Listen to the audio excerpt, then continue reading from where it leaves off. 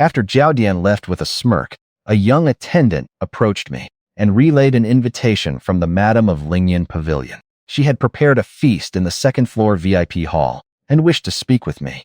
I accepted calmly and followed him upstairs. Inside the private room, the madam greeted me with warm flattery, praising my earlier literary performance and how I dealt with the troublemakers. We exchanged polite pleasantries, and she served me exceptional dishes, including a remarkably tender 8-treasure chicken. I praised the chef and casually joked about learning cooking myself. When she cited the traditional belief that gentlemen should stay away from kitchens, I dismissed the idea, stating I never claimed to be a noble gentleman anyway. As we continued talking, I brought up the financial success of Lingyan Pavilion, calling it the economic hub of Qinglong County. However, the madam sighed and revealed a surprising truth. Despite the bustling appearance, their expenses exceeded their earnings, and the brothel was losing silver rapidly. The poetry competition itself had merely been an attempt to stay afloat. I pointed out that a pleasure house should not be losing money, suggesting that poor management was the real culprit. Seeing her open to advice, I asked about their current struggles. She admitted that their courtesans lacked novelty. Regular patrons were growing bored. Few new clients arrived, and their high prices drove people away. Drawing upon practical modern business tactics from my past life, I offered her a few concrete solutions. While acquiring new famous courtesans would be costly, addressing the pricing issue was far simpler. I introduced her to concepts such as recharge promotions with top-up rewards and tiered VIP membership cards to stimulate customer spending.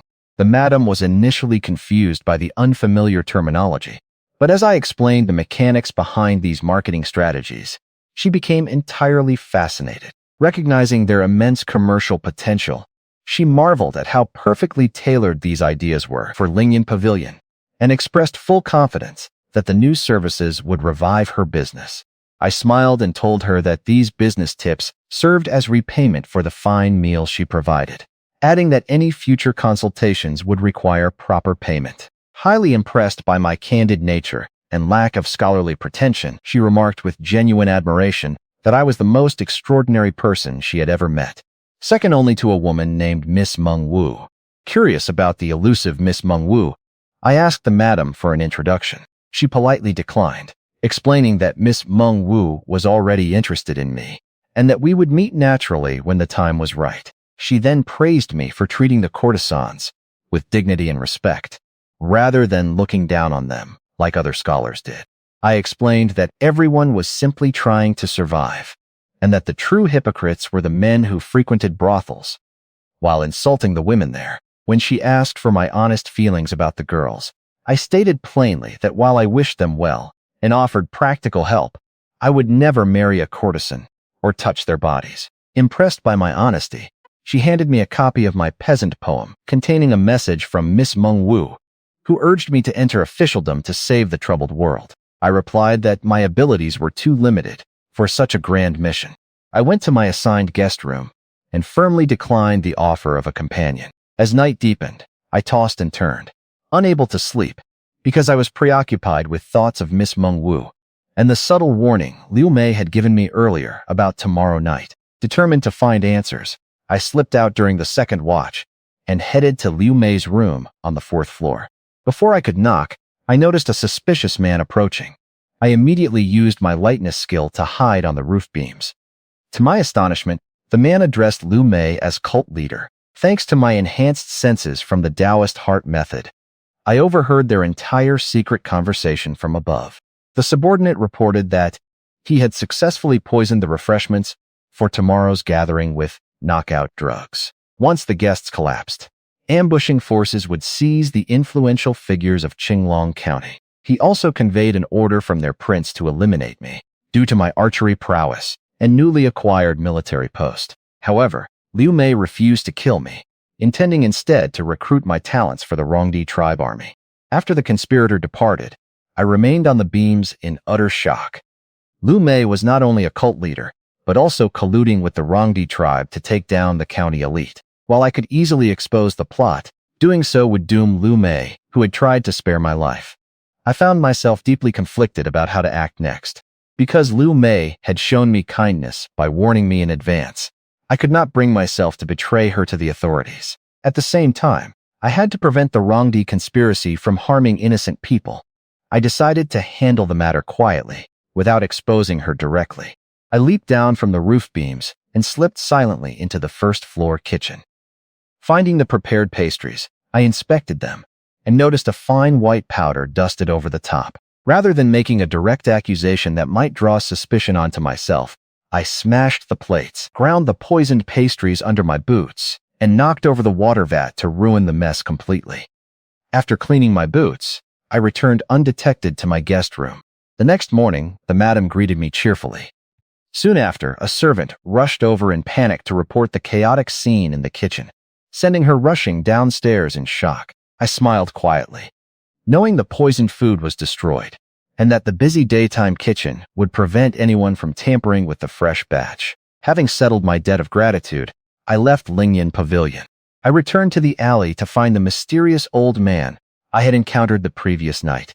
He was sitting outside his dilapidated shack, looking completely at ease. When I questioned his impoverished living conditions, he cryptically replied that he had experienced wealth and had chosen to wait in this very spot so our paths would cross. I remained on high alert because I sensed the familiar energy of the Taoist heart method within him. He asked if I believed in Taoist arts, and I responded by actively circulating my inner energy to display my cultivation. Seeing this, the old man became overwhelmed with emotion.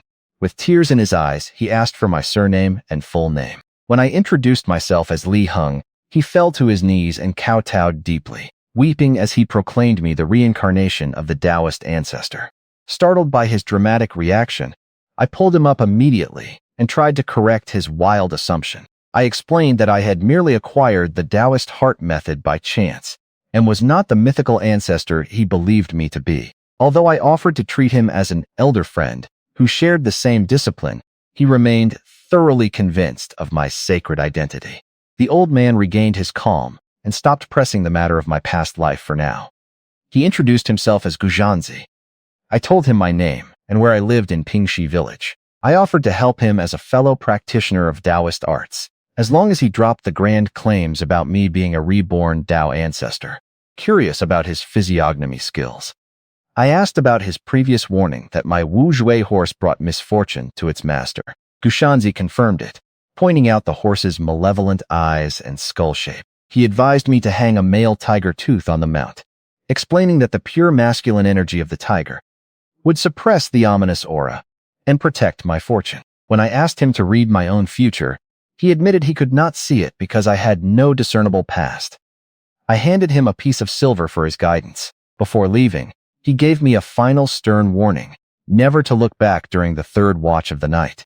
After leaving Gushanzi, I visited the general's mansion to find Chen Hualong. I learned he had already departed early that morning with a team of elite military scouts to track down the hidden Japanese forces.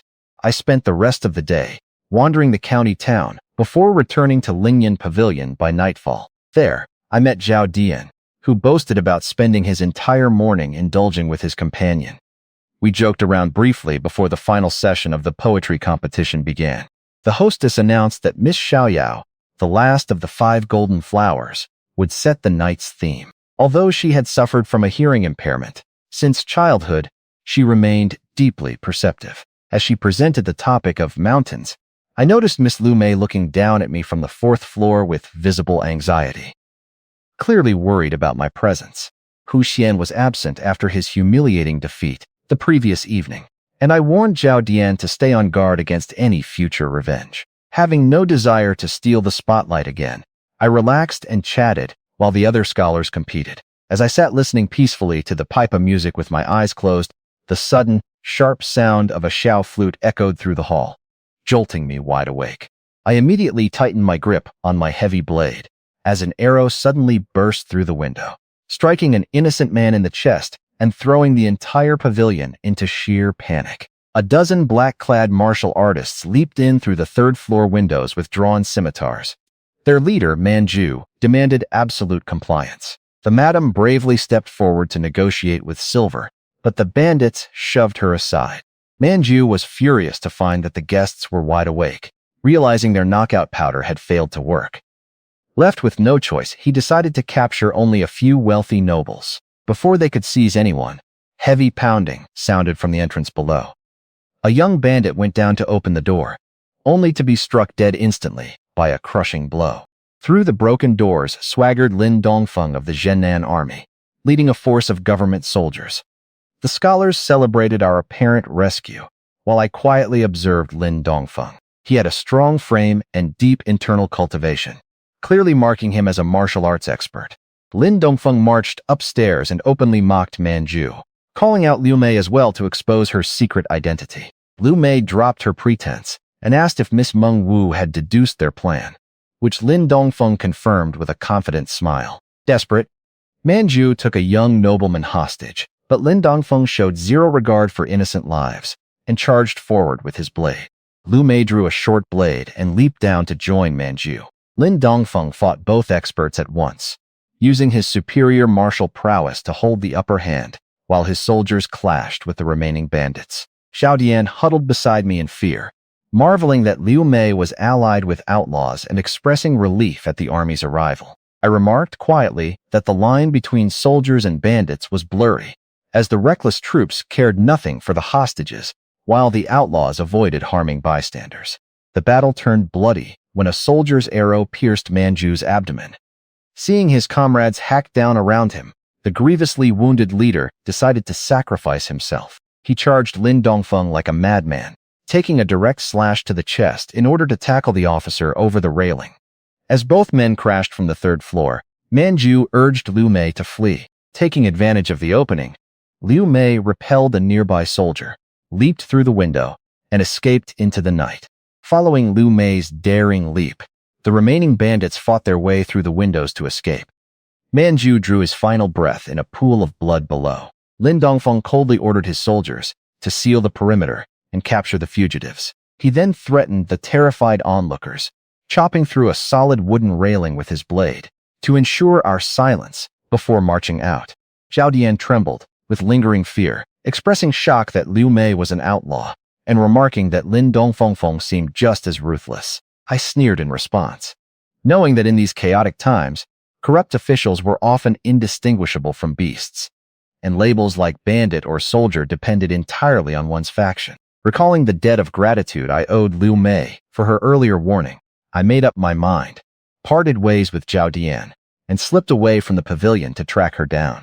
Meanwhile, a badly injured Liu Mei had fled to a secluded grove south of the city. As the second-generation leader of the Green Lotus sect, her alliance with the Rongdi tribe was merely a tool to gain enough power to avenge her murdered parents against a high-ranking court official. While she was meditating to heal her internal wounds and swearing vengeance against Lin Dongfeng, a pursuer intercepted her.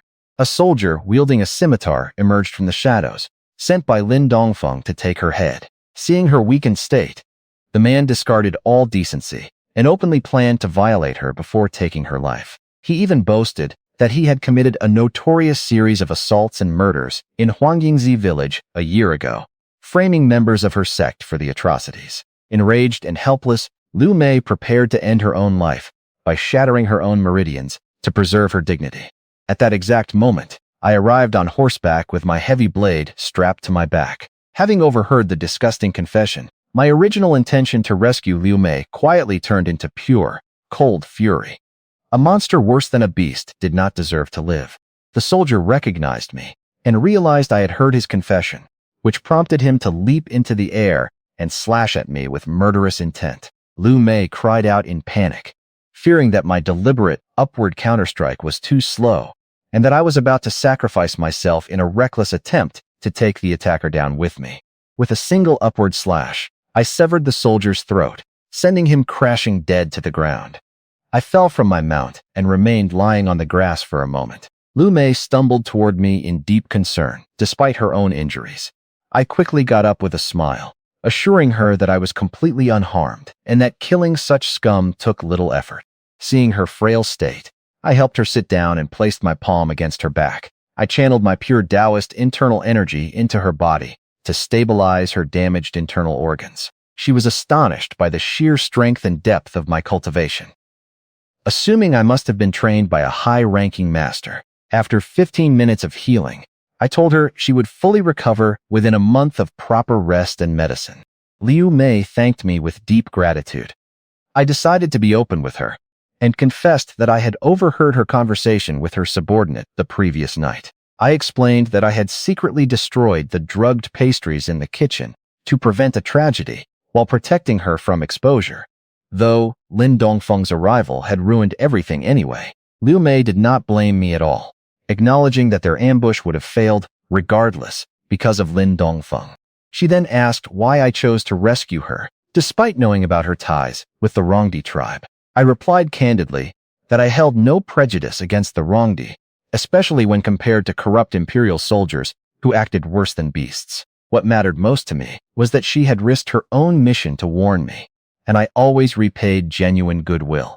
When I asked about her background, she revealed that she was the second-generation leader of the small Green Lotus sect. She explained that she had allied with the Rongdi only because of pressing personal difficulties. I respected her privacy and did not pry further.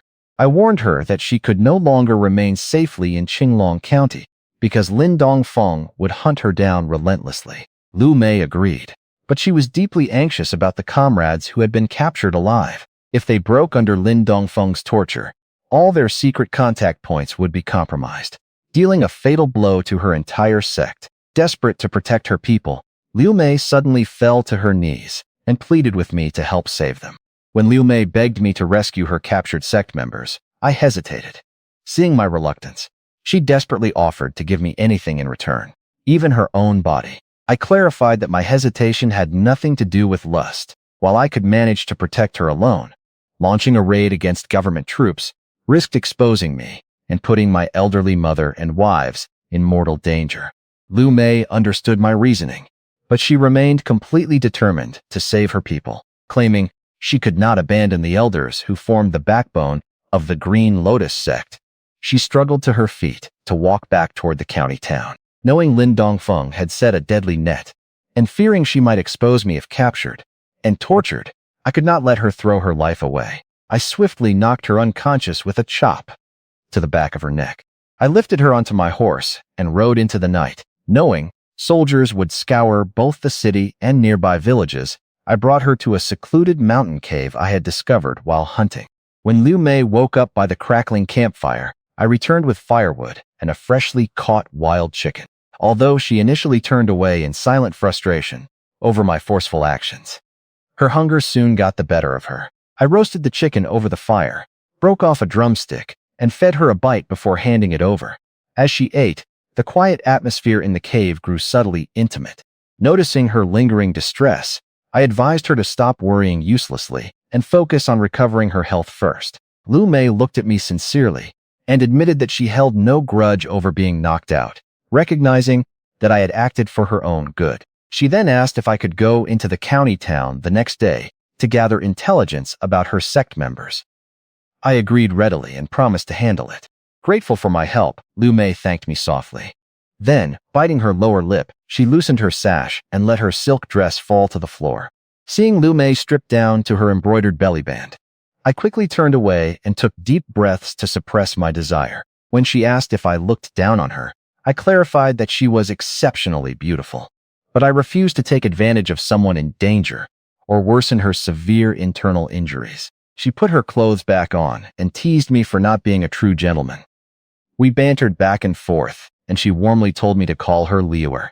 Before leaving the cave, I added wood to the fire and told her to stay hidden. Liu Mei urged me to visit the county town first thing in the morning to check on her captured companions. Reaching into her collar, she handed me a small bamboo tube. She explained it was a Green Lotus sect signal flare, instructing me to fire it into the sky if her people were safe so they would know she was alive. I tucked the tube away, built a simple windbreak at the cave entrance, and rode off into the dark night.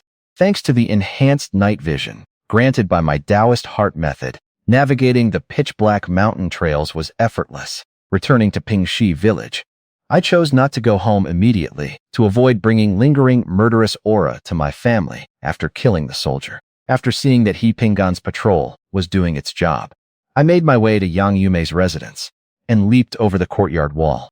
I coughed to announce my arrival, and Yang Yume opened the door, wielding a kitchen knife. Seeing it was me, she breathed a sigh of relief and hid the blade. When I asked why she was armed, she claimed she feared Yang Dahu might return. Although she tried to downplay her worry, I secretly resolved to eliminate the scoundrel once and for all to protect her.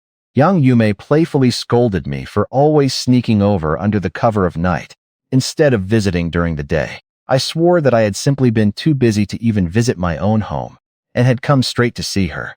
She covered my mouth to stop me from making reckless oaths, visibly moved by my words. Looking down bashfully, she softly asked whether I intended to return home tonight, or stay the night with her. Yang Yume left her door unlocked, so I stepped inside and bolted the latch behind me. Seeing her sitting quietly on the Kang bed, I embraced her soft body. Although she reminded me that she was still a pure maiden despite her widow status, she could not resist my affectionate teasing. The atmosphere heated up quickly as we grew increasingly intimate. Before things could go all the way, her shyness took over, and she playfully kicked me out of the house with weak legs. Smiling at her sweet scolding, I headed home. When I arrived at my house, my mother was sound asleep.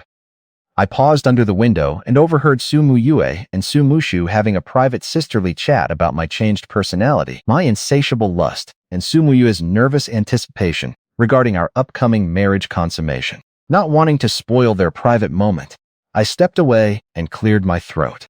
Just then, Pan Chow Chow emerged from the storehouse, holding a rusty sickle. Noticing her guilty expressions and avoiding gaze, I pressed her to be honest with me. I reminded her that as my betrothed, she was part of this family and should not hide things, especially since everyone treated her with genuine care. Overcome with remorse, Chow Chow broke down in tears and dropped to her knees. She confessed that she had secretly stolen grain from our household to give to her father, Pan Laowai. I struggled to contain my anger at this betrayal of trust, knowing that my mother would immediately cast her out if she discovered it. I told her to keep her voice down and led her into the storehouse so we could discuss the matter privately without waking the household. Once inside, a terrified Chow Chow knelt before me again, weeping and begging me not to tell my mother. Desperate to stay and willing to make any amends, she promised to do anything I asked, even offering to serve me intimately just like Mushu did. I demanded that Pan Chow Chow explain the truth, reminding her that I could not trust someone who kept secrets and stole from the household. Terrified and weeping, she confessed that her father, Pan Laowai, had lost all his money in gambling and had his leg broken by creditors. When he sent someone begging for aid, she took pity on him and stole food from our house 3 times. To prove she had not acted with malicious intent, she showed me a hidden tally of the stolen grain scratched into the windowsill, promising to repay every bit of it. Seeing her innocent record, my suspicion faded, though my disdain for Pan Laowai remained. I helped her up and made my position clear. I had no obligation to feed a shameless scoundrel who had already severed ties with her for silver. Anxious and helpless, Chow Chow begged me to help her find a solution and promised to obey whatever I told her to do. I told her to take me directly to Pan Laowai. When she worried I might beat him, I scoffed at the idea of dirtying my hands and suggested we first check if his leg was truly broken. Suspecting that her deceitful father was merely playing on her sympathy, I followed her to a pair of abandoned shacks on the outskirts of the village.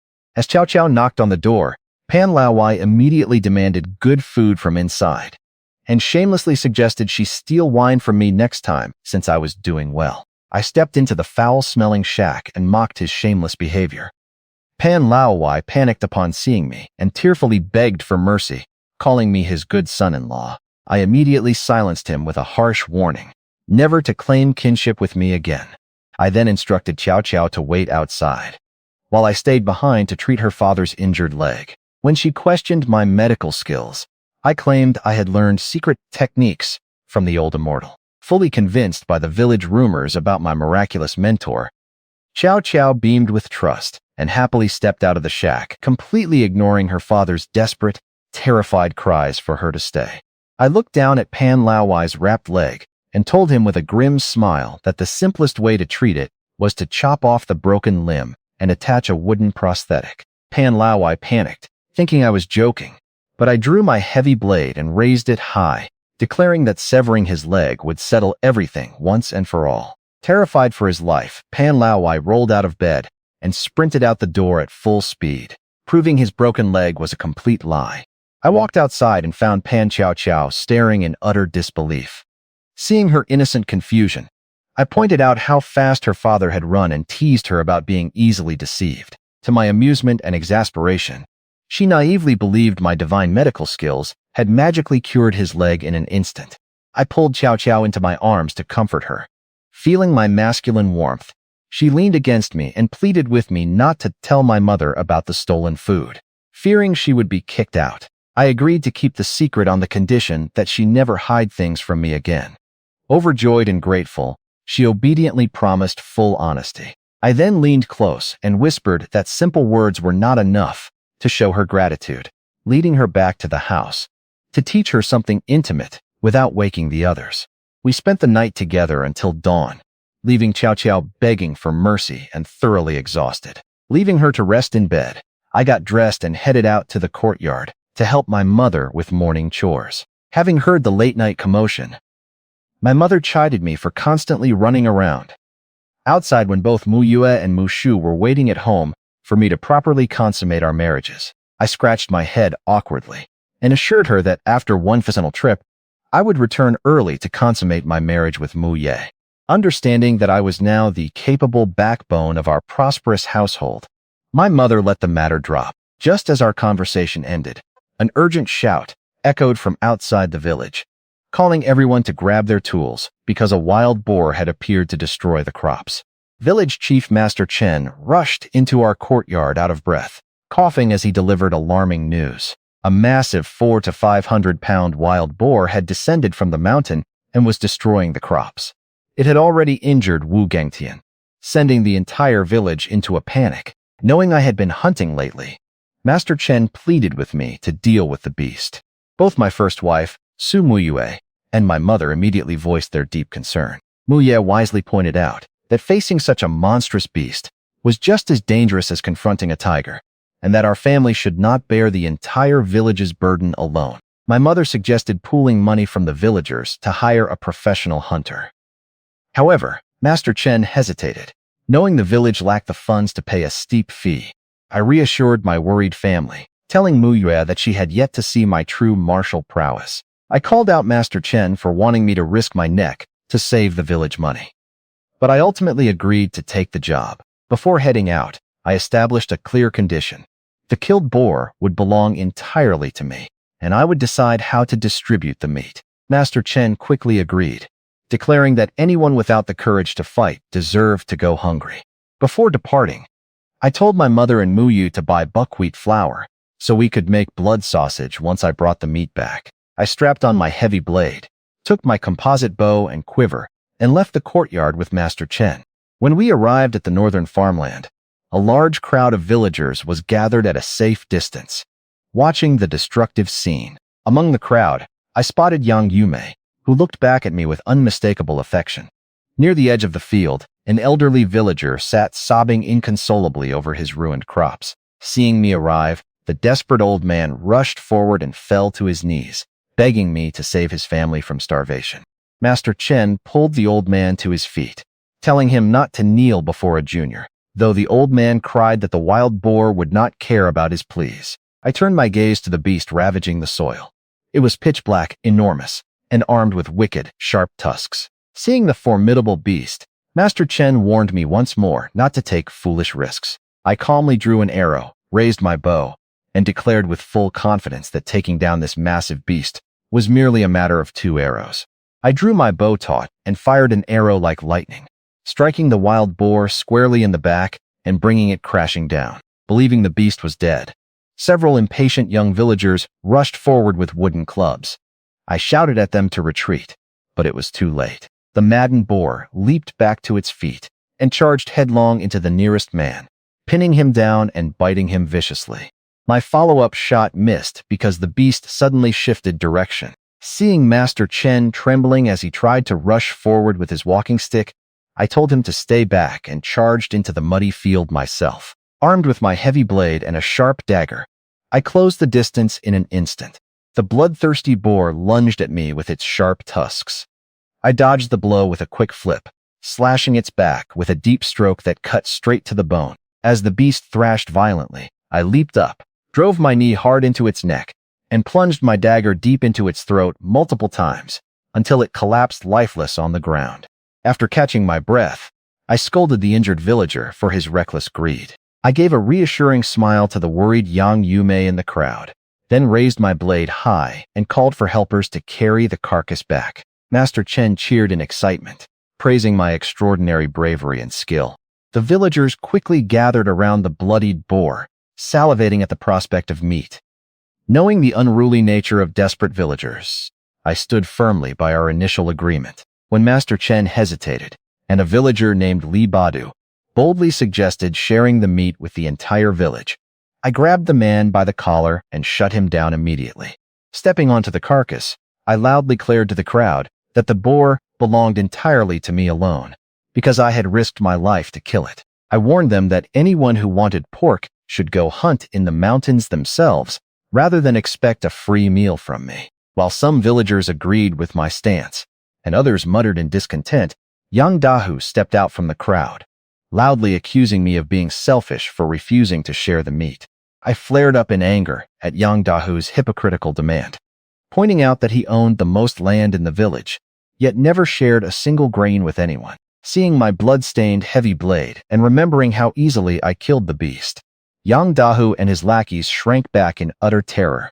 Master Chen intervened to support me, reminding the crowd of our prior agreement. He warned everyone that if they offended me, they would have to pay a fortune to hire outside hunters the next time a wild boar raided the crops. At Master Chen's gentle request, I agreed to sell some pork to the villagers at a discount in the afternoon, promising him a free cut of fatty meat. I then recruited Li Badu and 3 sturdy young men to carry the heavy carcass back to my house in exchange for all the meat they could eat. As the crowd surged toward my home, I stayed behind to walk beside Yang Yume. When I offered to deliver some pork to her, she expressed concern over the extreme danger I had faced. Pleased by her care, I boldly wrapped an arm around her shoulder and teased her, telling her to leave her door unlatched tomorrow night, because I planned to bring meat and stay over. At my home, the helpers arrived and praised my heroic feat to everyone.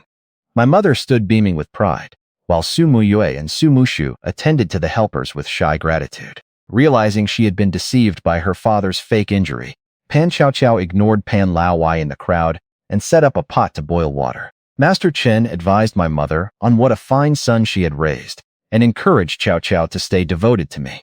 When I entered the courtyard, the villagers parted with newfound respect. I embraced my mother proudly and dispersed the crowd, telling interested buyers to return in the afternoon. I hired Old Man Zhao with the promise of blood sausage to oversee the butchering and sales alongside Li Badu.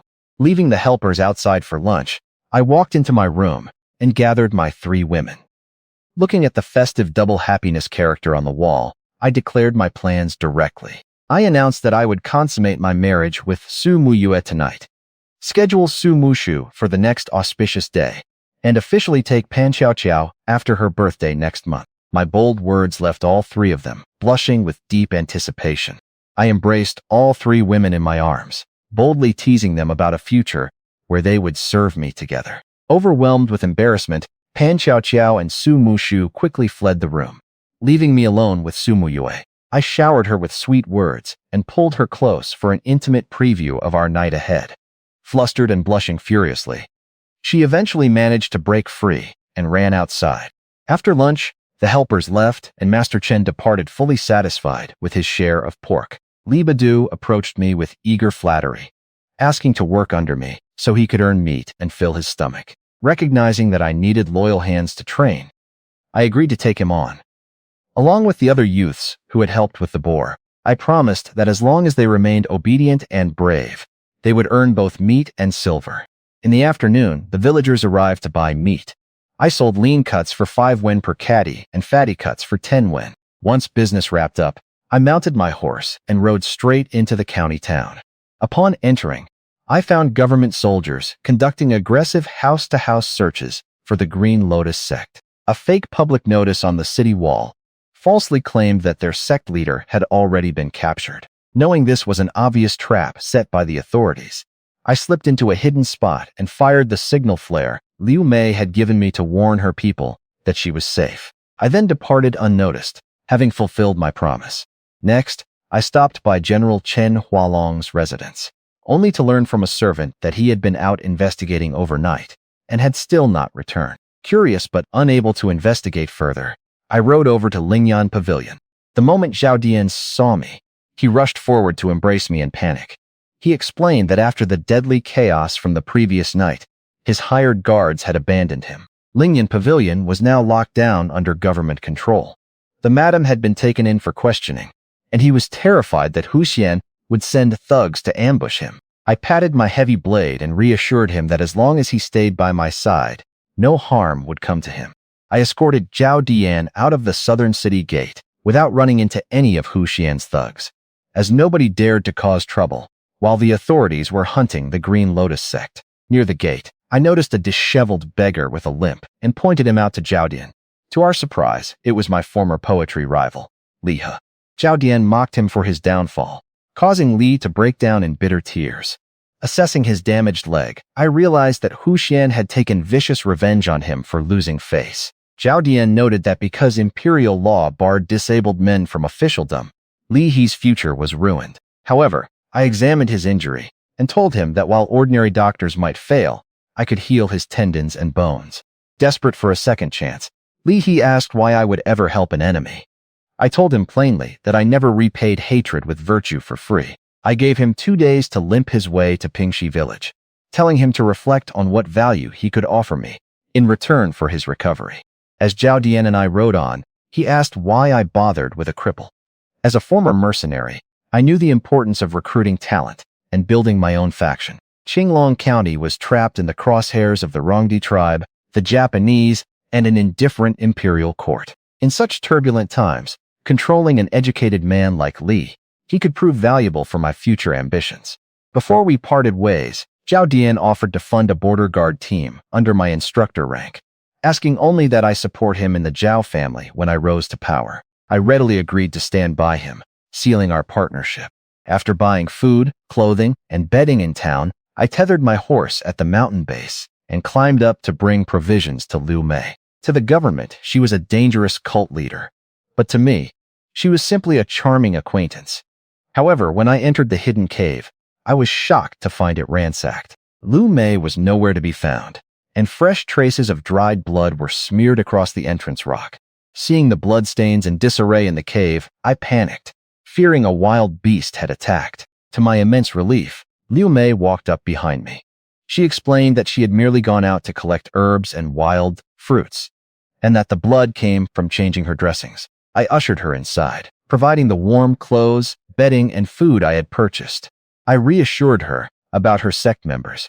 I told her about the fake government notice designed to trap them and confirmed that I had fired her signal flare to alert them that she was alive. Overwhelmed with gratitude, Liu Mei addressed me affectionately as Brother Li. When I playfully asked if she intended to repay me with marriage, she blushed and explained that she was a wanted criminal with a sworn vow not to marry until her family's vengeance was fulfilled. However, she softly admitted that if she ever achieved her revenge, she would gladly leave the sect to become an ordinary wife and bear my children. I lit a fire to roast buns for our meal. Once she ate and regained some color, I asked about her future plans. Liu Mei firmly stated that she lived only for revenge. I advised her not to let hatred consume her entirely, pointing out that her enemy must be a powerful official since she needed the Rongdi tribe's backing. I noted that if she died without success or descendants, her life's struggle would leave nothing behind. Liu Mei was startled by my blunt advice, but she clarified that she deeply respected my abilities and believed the Green Lotus sect would thrive if led by someone like me. I told her that although I was not the sect leader, I was her friend and could offer valuable strategic advice if she was willing to be completely honest and open with me. At the phrase, honest and open, Liu Mei blushed furiously and teased me for being improper. She explained that the courtesans at Lingyan Pavilion used that term to describe corrupt officials demanding women strip off their clothes. I broke into an awkward cold sweat and quickly denied having any such lecherous intentions, only to catch a fleeting, playful glint in her eyes. Seeing through Liu Mei's playful act, I sat down by the campfire and listened as she prepared to share her secrets. She revealed that her mortal enemy was none other than Jiang Tiansheng, the current Right Chancellor of the Dagan dynasty. I was genuinely astonished by the immense power of her foe. In the imperial court, the Right Chancellor stood near the very top of the hierarchy, just beneath the emperor and the state preceptor. I realized why Liu Mei had been driven to ally with the Rongdi tribe. Toppling a figure so deeply favored by the emperor seemed impossible, without bringing about the total collapse of the dynasty itself. Liu Mei explained that Jiang Tiansheng had broken his word and caused the death of her parents, swearing she would kill him no matter what it took. Recognizing the futility of her current suicidal path, I suggested that destroying a vast empire was an unrealistic way to settle a personal score. I advised her to borrow someone else's blade, instead of relying on brute force and dangerous foreign alliances. When Liu Mei mentioned that past assassination attempts and framing schemes had failed, because the emperor trusted Jiang Tiansheng above even the left chancellor and the state preceptor, I pointed out a massive political opportunity. Because Jiang Tiansheng was monopolizing power, his rivals in court were bound to be resentful. I urged her to secretly reach out to the state preceptor and the left chancellor. Her sect could handle the dirty work that court officials could not openly carry out, forming a tacit alliance to bring down their common rival. I warned her never to reveal herself in person during these negotiations, to avoid being betrayed for imperial rewards. Liu Mei was deeply impressed by this practical strategy, realizing it offered a far more feasible path to vengeance than relying on the Rongdi tribe, and she agreed to try it. Taking a bite of my roasted bun, I added that the Green Lotus sect struggled to expand because they lacked modern methods of self-deification, marketing, and packaging. Intrigued and completely captivated by my novel ideas, Liu Mei eagerly asked me to explain further, admitting she loved listening to me speak. I laid out my strategy for Liu Mei, explaining that the Green Lotus sect needed to deify itself by winning the hearts of the common people. I advised her to take on the title of the Holy Mother of the Green Lotus, leading her sect to punish corrupt tyrants, aid the poor, and build an unshakable moral reputation. I pointed out that once her followers were viewed as saints by the masses, the imperial court would face public outrage if it moved against them, allowing her to establish a powerful underground domain. Liu Mei was stunned by my grand vision, admitting that the plan offered an undeniable path to massive growth. Recognizing that her own abilities were insufficient to pull off such a scheme, she made a startling proposition. She offered to hand full leadership of the Green Lotus sect over to me, agreeing to serve as my loyal assistant if I would help her achieve vengeance. To protect my family from imperial retaliation, she suggested I act as a hidden strategist from behind the scenes, swearing a solemn oath never to reveal my identity even under pain of death. Her offer was undeniably tempting, as it granted me a pre-existing organization and the loyalty of a beautiful leader. However, the risk of dragging my elderly mother, wives, and entire village into danger forced me to exercise caution. I told Liu Mei I needed time to consider her offer, advising her to focus on recovering her health and training her martial skills in the meantime. After saying our goodbyes, I made my way down the mountain path to retrieve my mount. At the base of the mountain, I found my warhorse, Wu Shui, pacing nervously as two men circled it. One was the village troublemaker, Yang Dahu, while the other was an unfamiliar stranger. I leaped down from the rocks and called out to Yang Dahu, who recoiled in fear and claimed he was only looking at my horse. I sneered and told them to clear out of my way. However, the arrogant young stranger stepped forward to block my path, boldly declaring that he fancied my warhorse and tossing down a laughable offer of 30 wen to claim it as his own. At the mountain base, the arrogant stranger tried to force a sale for my horse, with only a dozen coins in hand. I ignored him, mounted my horse, and warned him to step aside. After Yang Dahu whispered my identity and pointed out the heavy blade on my back, the young man backed down, introducing himself as He Hongwen, nephew of the He family village chief. I brushed him off completely and galloped past them back into the village. Behind my back, He Hongwen and Yang Dahu plotted against my family, scheming to target Su Mushu and the untouched widow Yang Yume. When I arrived home, my mother was waiting anxiously at the gate. She pulled me aside and reminded me to check for signs of virginity during the consummation, to ensure our family took a pure primary wife. Su Mushu and Pan Chao Chao then ran out cheerfully, draping a celebratory red ribbon over me. Before letting me enter the bridal room, my mother and the girls made me wash off the dust from my travels. Freshly cleaned, I stepped into the room. The space was warmly lit with red candles and decorated with celebratory paper cutouts. My bride, Su Muyue, sat quietly on a chair, her eyes shyly lowered. I sat beside her and wrapped an arm around her delicate frame.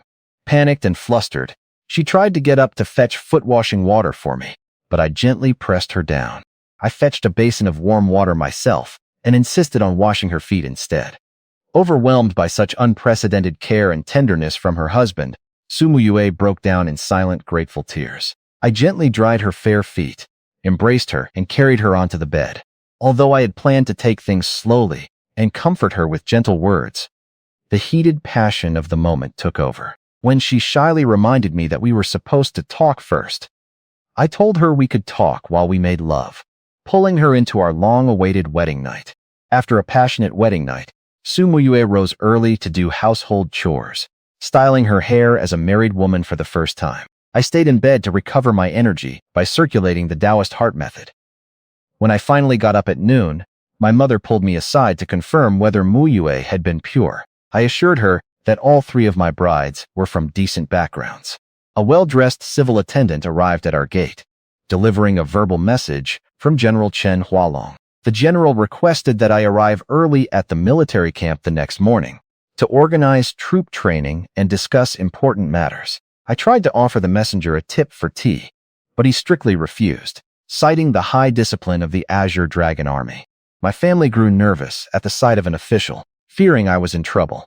I put their minds at ease by explaining that a county general was simply asking for my help. My mother beamed with pride, and Muyue praised my capability. Mushu then mentioned that Yang Dahu and a strange lecher had tried to bother her earlier, but fled in terror once they heard she belonged to me. Realizing who they were, I resolved to teach those scoundrels a lesson.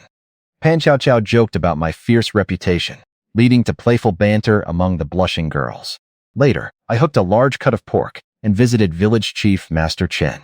Along the way, the villagers greeted me with immense respect after witnessing my boar-slaying feat. I found the old chief eating plain brown rice with wilted greens, saving all his money for his teenage grandson, Chen Taibao. He explained that the boy was currently working odd jobs at a silk shop in town. Master Chen grew solemn and confided that his health was failing, predicting he had less than a year left to live. He asked me to take Taibao under my wing and provide him with a stable livelihood, worrying that the boy's honest nature would make it hard to survive in this chaotic world. Seeing him play the pity card, I scoffed playfully, knowing full well I had already been cornered into helping his grandson. I agreed to help Master Chen look out for his grandson, Chen Taibao. I suggested grooming Taibao to take over as the next village chief instead of letting a rogue like Yang Dahu claim the post. When Master Chen raised the difficulties of winning over the villagers and obtaining backing from the town, I assured him that I could easily secure the support of garrison commander He Pinggan. Master Chen only needed to help Taibao prepare for the official examination. Relieved and grateful, the old chief promised to arrange a marriage match for me with a young woman from his extended family to deepen our ties. Next, I asked Master Chen for a spacious plot of land to build a new residence for my growing household. He initially led me to an old village junk dump, claiming it was a prime geomantic location. I rejected it immediately and pointed toward an open plot of land at the base of the eastern mountain. Master Chen warned me that building next to the wilderness was dangerous due to beasts and bandits, but I insisted on taking it. Securing land directly against the mountain would allow me to develop the area privately, conceal my hunting harvests, and establish my own stronghold. In the afternoon, I rode into town to buy grain for my family. With some spare time left, I visited the Zhao family estate to see Zhao Dian. A servant answered the door, and seeing my confident bearing and fine steed, he went inside to call his young master. Zhao Dian ran out to greet me, but he had swollen red eyes and a fresh bruise on his face. When I asked about his injury, his expression turned dark. He confessed that his father had beaten him because someone had maliciously framed him. He invited me to a private room on the second floor of a nearby tea house. Once the waiter served the tea and departed, Zhao Dian firmly bolted the door behind us. Consumed by rage and murderous intent, he offered to pay any amount of silver if I could use my connections to hire an assassin, swearing that the person who framed him had to die. Startled by Zhao Dian's wild outburst, I stood up, checked outside the private room to ensure no one was listening, and told him to watch his words. I poured him some tea and asked whom he wanted dead. He fumed that his elder brother, Zhao Gong, had slandered him to their father, resulting in another harsh beating. Consumed by hatred, Zhao Dian begged me to hire an assassin or kill Zhao Gong myself in exchange for a massive payout in silver. I firmly rejected the idea, warning him that fratricide rarely ended well, and that acting recklessly now would only ruin him. I advised him to be patient and prove his own competence to his father instead. When Zhao Dian lamented his lack of talent and allies, I firmly declared my support for him. I assured him that with my backing, he had nothing to fear if his brother tried to use force. However, I noted that he still needed a capable strategist by his side to counter Cao Gong politically. We shifted the conversation to our long-term plans. I explained that under imperial law, my post as a military instructor did not legally permit me to raise private troops. Doing so covertly risked treason charges and imprisonment. Instead, I proposed legalizing the recruitment by officially petitioning General Chen Hualong to establish a civilian border guard team. Curious, Zhao Dian asked what the team would do. I outlined their duties: hunting destructive wild beasts, suppressing bandits, safeguarding local communities, and reinforcing the regular army during foreign invasions. Zhao Dian recognized the immense value of this proposal, noting that General Chen was already stretched thin by threats from the Rongdi tribe and the Japanese, making him eager for reliable local assistance. My military post gave me the leverage to secure official authorization from the military above and inspire trust among the recruits below. Thrilled by the brilliant strategy, Zhao Dian asked how he could help. I smiled and stated that what I needed most was his financial backing. Raising the initial team required silver to provide food, shelter, and family stipends for our men until the organization became self-sustaining. I pressed Zhao Dian for startup funds to get our border guard team off the ground. After some thought, he offered 1,000 taels of silver. I told him that amount was not enough. My vision went far beyond a small hunting band. I aimed to recruit at least 1,000 men as our initial foundation. Zhao Dian was stunned, exclaiming that gathering 1,000 men was practically forming an army, something General Chen Hualong would never permit. I explained that I only needed an official pretext from the general, after which I would handle the expansion myself. I asked for 2,000 taels of silver instead. In exchange, I promised to help him overpower his brother, Zhao Gong, and secure full control over the Zhao family estate. Convinced by the massive potential returns and my proven capabilities, Zhao Dian agreed to scrape the silver together. Having reached an agreement, we walked back to the Zhao family estate. When we arrived at the entrance, my smile vanished. My warhorse, Wu Zhui, was missing, while the grain I had bought was casually dumped on the ground beside the stone lion. The fact that the grain remained proved that someone within the Zhao family had taken the horse. Infuriated by the blatant disrespect, Zhao Dian kicked the main gate and shouted for the household staff. A servant hurried out with an outwardly obedient attitude, though his eyes showed subtle contempt for Zhao Dian. When Zhao Dian grabbed him by the collar and demanded to know where the horse had gone, the servant hesitated. Seeing the servant stall, Zhao Dian raised his fist to strike. I caught his hand and stepped forward, cracking my knuckles with a menacing glare to pressure the man into talking. Terrified, the servant finally confessed the truth.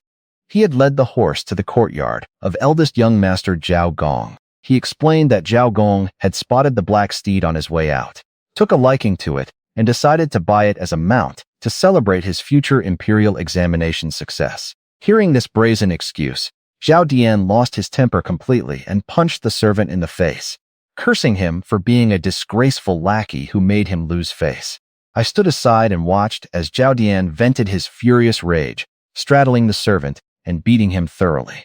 The servant's loud wails drew a crowd of onlookers, along with the family butler. The butler pulled Zhao Dian away, scolding the servant for provoking his young master, and warning the other servants to keep quiet about the incident. After Zhao Dian demanded the return of my horse, the butler ordered a servant to bring Wu Zhui back. Zhao Dian pulled me aside and whispered that the butler was the only trustworthy person left in the estate, hoping to recruit him as a strategist. I warned him immediately to be on his guard. To me, the butler's public reprimand was merely performative, and he had likely already aligned himself with Zhao Gong. Zhao Dian took my advice seriously, resolving to test the butler's loyalty while gathering the necessary silver for our venture. Once my horse was returned, I tied the sacks of grain to the saddle and assured Zhao Dian that I would speak with General Chen Hualong the following morning to establish our border guard team. I mounted Wu Jue and rode back home to Pingxi village. Upon arriving home, I handed the grain to my mother. Su Mushu and Pan Qiao Qiao were busy preparing dinner, while Su Muyue remained resting in her room, exhausted and sore from our passionate wedding night. I went to her bedside and sat beside her, gently taking her hand. She blushed furiously, covering my mouth when I brought up the previous night, and playfully pleading with me to let her rest until her body recovered. After dinner, I went into the courtyard to practice my martial arts with the heavy blade. By combining rigorous training with the Taoist heart method, I moved with lightning speed, weaving seamless, razor-sharp blade arcs through the air while my wives watched with admiration. Just as I was about to finish my routine, my enhanced senses picked up an unfamiliar presence lurking outside in the dark. Sensing an unfamiliar presence lurking outside, I stopped practicing my blade and stepped into the alley to investigate, reassuring my wives that there was no danger. A man in black from the town's patrol vaulted over a wall to greet me. He revealed that they had captured a spy from Ma family village, who was looking specifically for me. Two other guards brought forward a panicked Ma Tian, having previously consumed what he believed to be lethal poison from me. Ma Tian frantically begged for the antidote as his supposed deadline approached. He reported that he had deceived Master Ma Dashan into believing my home was guarded only by women, prompting Ma Dashan to plan a raid tomorrow night to seize them and burn my house down. When a guard offered to inform Garrison Commander He Pinggan immediately, I told him I would handle the matter in person the next day. I promised Ma Tian that, if he remained obedient, I would not only give him the antidote after defeating Ma Dashan tomorrow, but also help him take over as the village chief of Ma family village. In return, he had to serve as my loyal pawn. Wild with excitement at the prospect of ruling his village, Ma Tian dropped to his knees, kowtowed, and barked like a dog to pledge his absolute submission. I ordered the guards to keep him under tight watch and went back home. Once my household was asleep, I sliced a large piece of pork from the wild boar and headed out to visit Yang Yume as promised. As I approached her residence, I saw two figures sneaking out of her courtyard. I shadowed them to a secluded corner to listen in. The men turned out to be He Hongwen and an unknown accomplice. He Hongwen gloated that he had poisoned Yang Yume's water vat with a potent aphrodisiac called Guanyan's robe-shedding powder, which would force any chaste woman to submit to his desires once she drank from it. His companion laughed, mocking Yang Dahu for thinking they were working together. Listening from the darkness, my expression turned icy, as I realized that if I had not arrived tonight, a terrible tragedy would have occurred. Filled with murderous rage, I stepped out from the shadows with my heavy blade drawn. He Hongwen and his lackey turned in shock. Although Yang Yume was not yet formally married to me, she was my woman, and targeting her with such wicked schemes was a fatal mistake. The lackey tried to threaten me, but I struck without a word.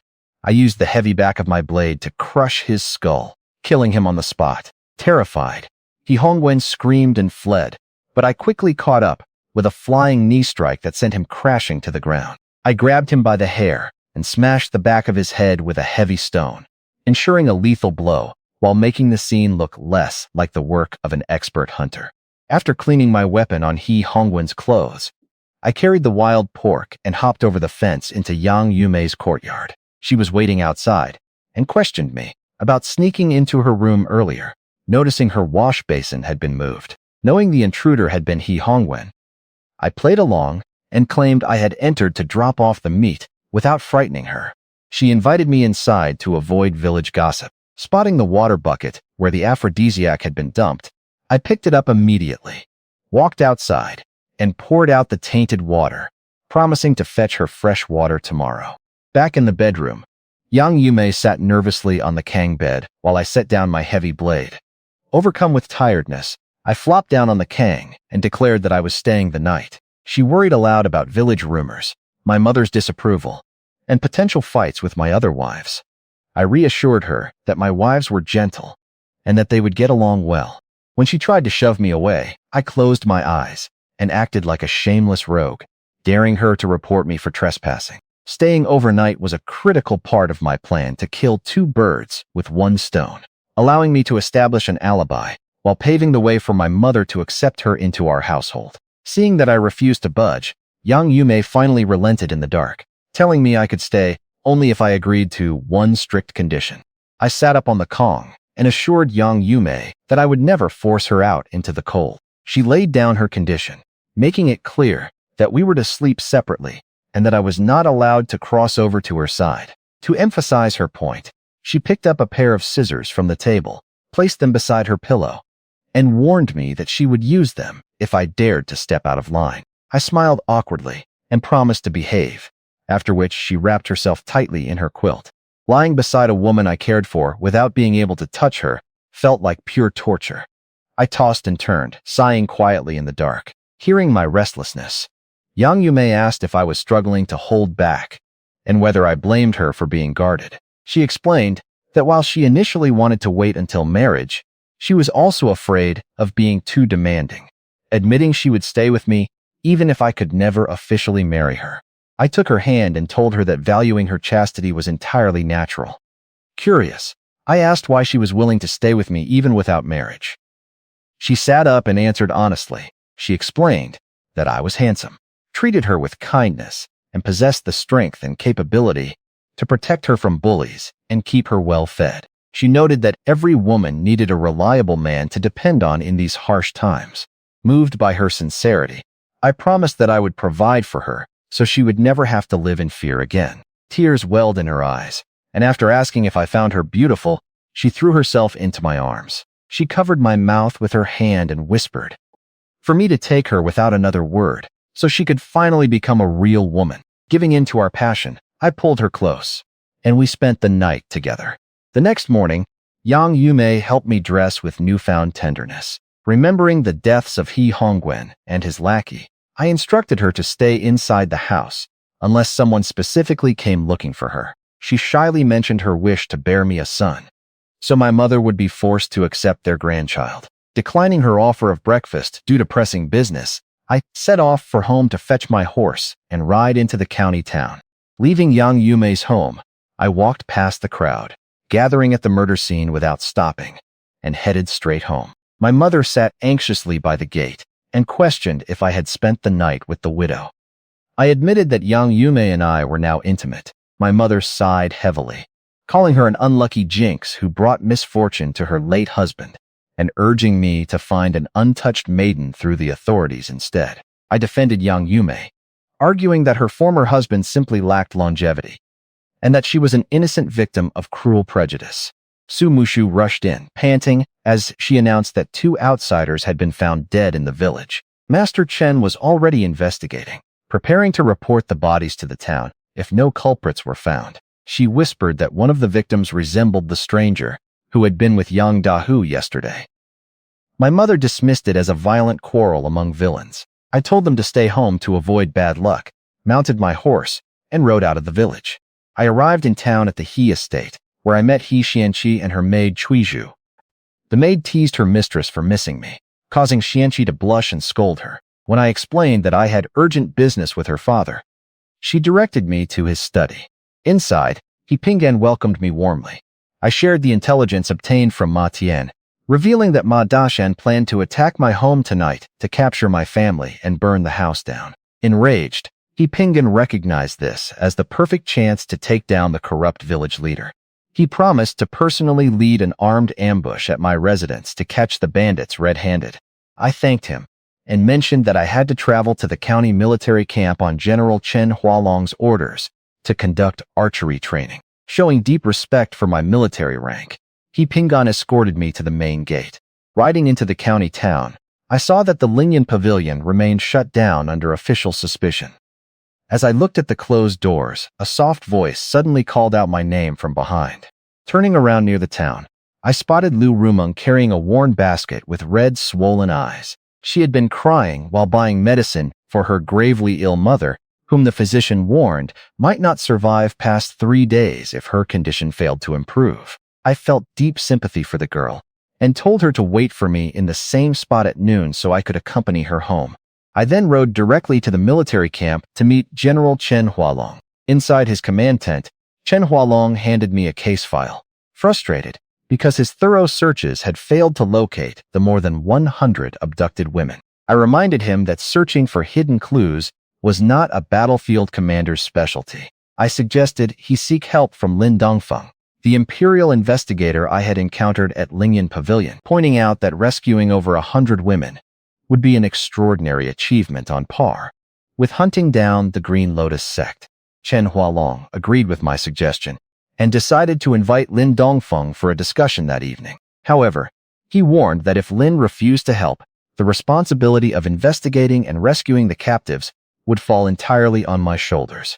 I accepted the condition, secretly pleased, because shifting Lin Dongfeng's focus toward the Japanese invaders would take government pressure off Liu Mei and her sect members. Chen Hualong then assembled the entire Azure Dragon Army Archery Battalion at the training ground. Over 500 battle-hardened soldiers stood in crisp, imposing formation, fully equipped with sturdy bows and quivers, handing full control of the drill over to me. Chen Hualong stepped aside to observe. Without hesitation, I strode to the center of the field to begin their rigorous archery instruction. I stepped onto the stage before the entire battalion and demanded that their best archer step forward. A middle-aged soldier named Lu Gonghe answered the call, pointing toward a wooden target about 80 meters away on the eastern side of the field. I asked if he was confident he could hit it with a single shot. Liu Gonghe shook his head, stating that such a distance made accuracy impossible. I explained that while long-range shots were difficult, they were far from impossible. At my urging, backed by a scolding shout from General Chen Hualong on the high platform, Liu Gonghe drew his bow and fired. The arrow whistled through the air but missed the target wide by 2 meters. Disheartened, he argued that hitting an 80-meter mark was simply unachievable for normal men. Addressing the entire formation, I stated that archery within 30 meters relied on strength, within 50 meters on precision, and beyond 50 meters on refined instinct. I told them that rigorous, flawless daily training turns shooting into pure muscle memory, allowing an archer to account for wind and make seemingly impossible shots. Unconvinced by my words, Liu Gonghe challenged me to prove it. He stated that if I could hit the target within 3 arrows, the entire battalion would gladly follow my commands. Hearing a regular sergeant openly question a 5th rank instructor, General Chen flew into a rage from the platform and ordered Liu Gonghe to receive 20 lashes for insubordination. I intervened immediately, grabbing Liu Gonghe's arm before he could leave. I told the general that as a young newcomer, it was natural for the troops to doubt my abilities. I turned to Liu Gonghe and raised the stakes. I promised not just to hit the target, but to strike the exact bullseye with a single arrow. If I failed, I would gladly take the 20 lashes in his place. My declaration sent shockwaves through the entire battalion. On the platform, the deputy general doubted such divine marksmanship existed, while General Chen watched closely to see if I could back up my boast. Without another word, I demanded Liu Gonghe hand over his bow, instructing the entire company to watch closely. I took the hard bow from Liu Gonghe and focused my concentration completely. Using the Taoist heart method, my perception sharpened until the surrounding world and wind seemed to slow down. I drew the string back to a full circle, held my aim steady, and released the arrow. It flew across the field like a streak of light and struck the dead center of the 80-meter bullseye with a crisp thud. The entire training ground erupted in deafening cheers. Astonished by the impossible feat, Liu Gonghe bowed respectfully, admitted his short-sightedness, and acknowledged my authority as instructor. I handed the bow back to him, laid out the fundamental principles of stance, grip, and release, and ordered the battalion to practice their standing posture in groups. Leaving the troops to drill, I returned to the viewing platform to drink tea. General Chen Hualong and his adjutant, Fang Yuan, watched my casual demeanor with exasperation. I steered the conversation to the army's combat readiness and learned that their recent campaign against the bandits of Floating Cloud Mountain had stalled due to the treacherous terrain at Jiapigo. I boldly promised Chen Hualong that I would wipe out those entrenched bandits within 2 months. Chen Hualong warned me that military regulations strictly prohibited an instructor from commanding imperial troops in battle. I immediately clarified that I had no intention of leading regular soldiers. Instead, I asked him for an official order authorizing me to recruit local men and form a civilian border guard team. When Chen Hualong questioned the unit's purpose, I explained that the border guard team would suppress local bandits, protect the border communities, and hunt wild game to build up emergency food reserves.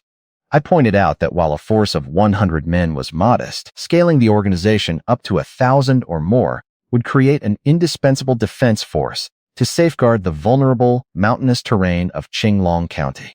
Seeing the immense practical benefits, Fang Yuan voiced his strong approval, agreeing that my proposal would greatly alleviate the military's burdens. I thanked Fang Yuan for his insight and assured General Chen that the border guard team would operate in direct support of the Azure Dragon Army. My assurance that the border guard team would ultimately serve the Azure Dragon Army struck the exact chord General Chen Hualong wanted to hear. He agreed to authorize the team and overlook its expansion, but he set down strict, non-negotiable conditions. First, he demanded that I never neglect the training of the Azure Dragon Army Archer Battalion. I agreed immediately, promising to share all my archery knowledge without holding back. Second, he warned that if my men ever committed crimes against the common people, he would personally lead an army to wipe us out as bandits. I met his gaze and vowed that if any member harmed civilians, I would execute the culprit myself, disband the unit, and kneel before him to accept punishment.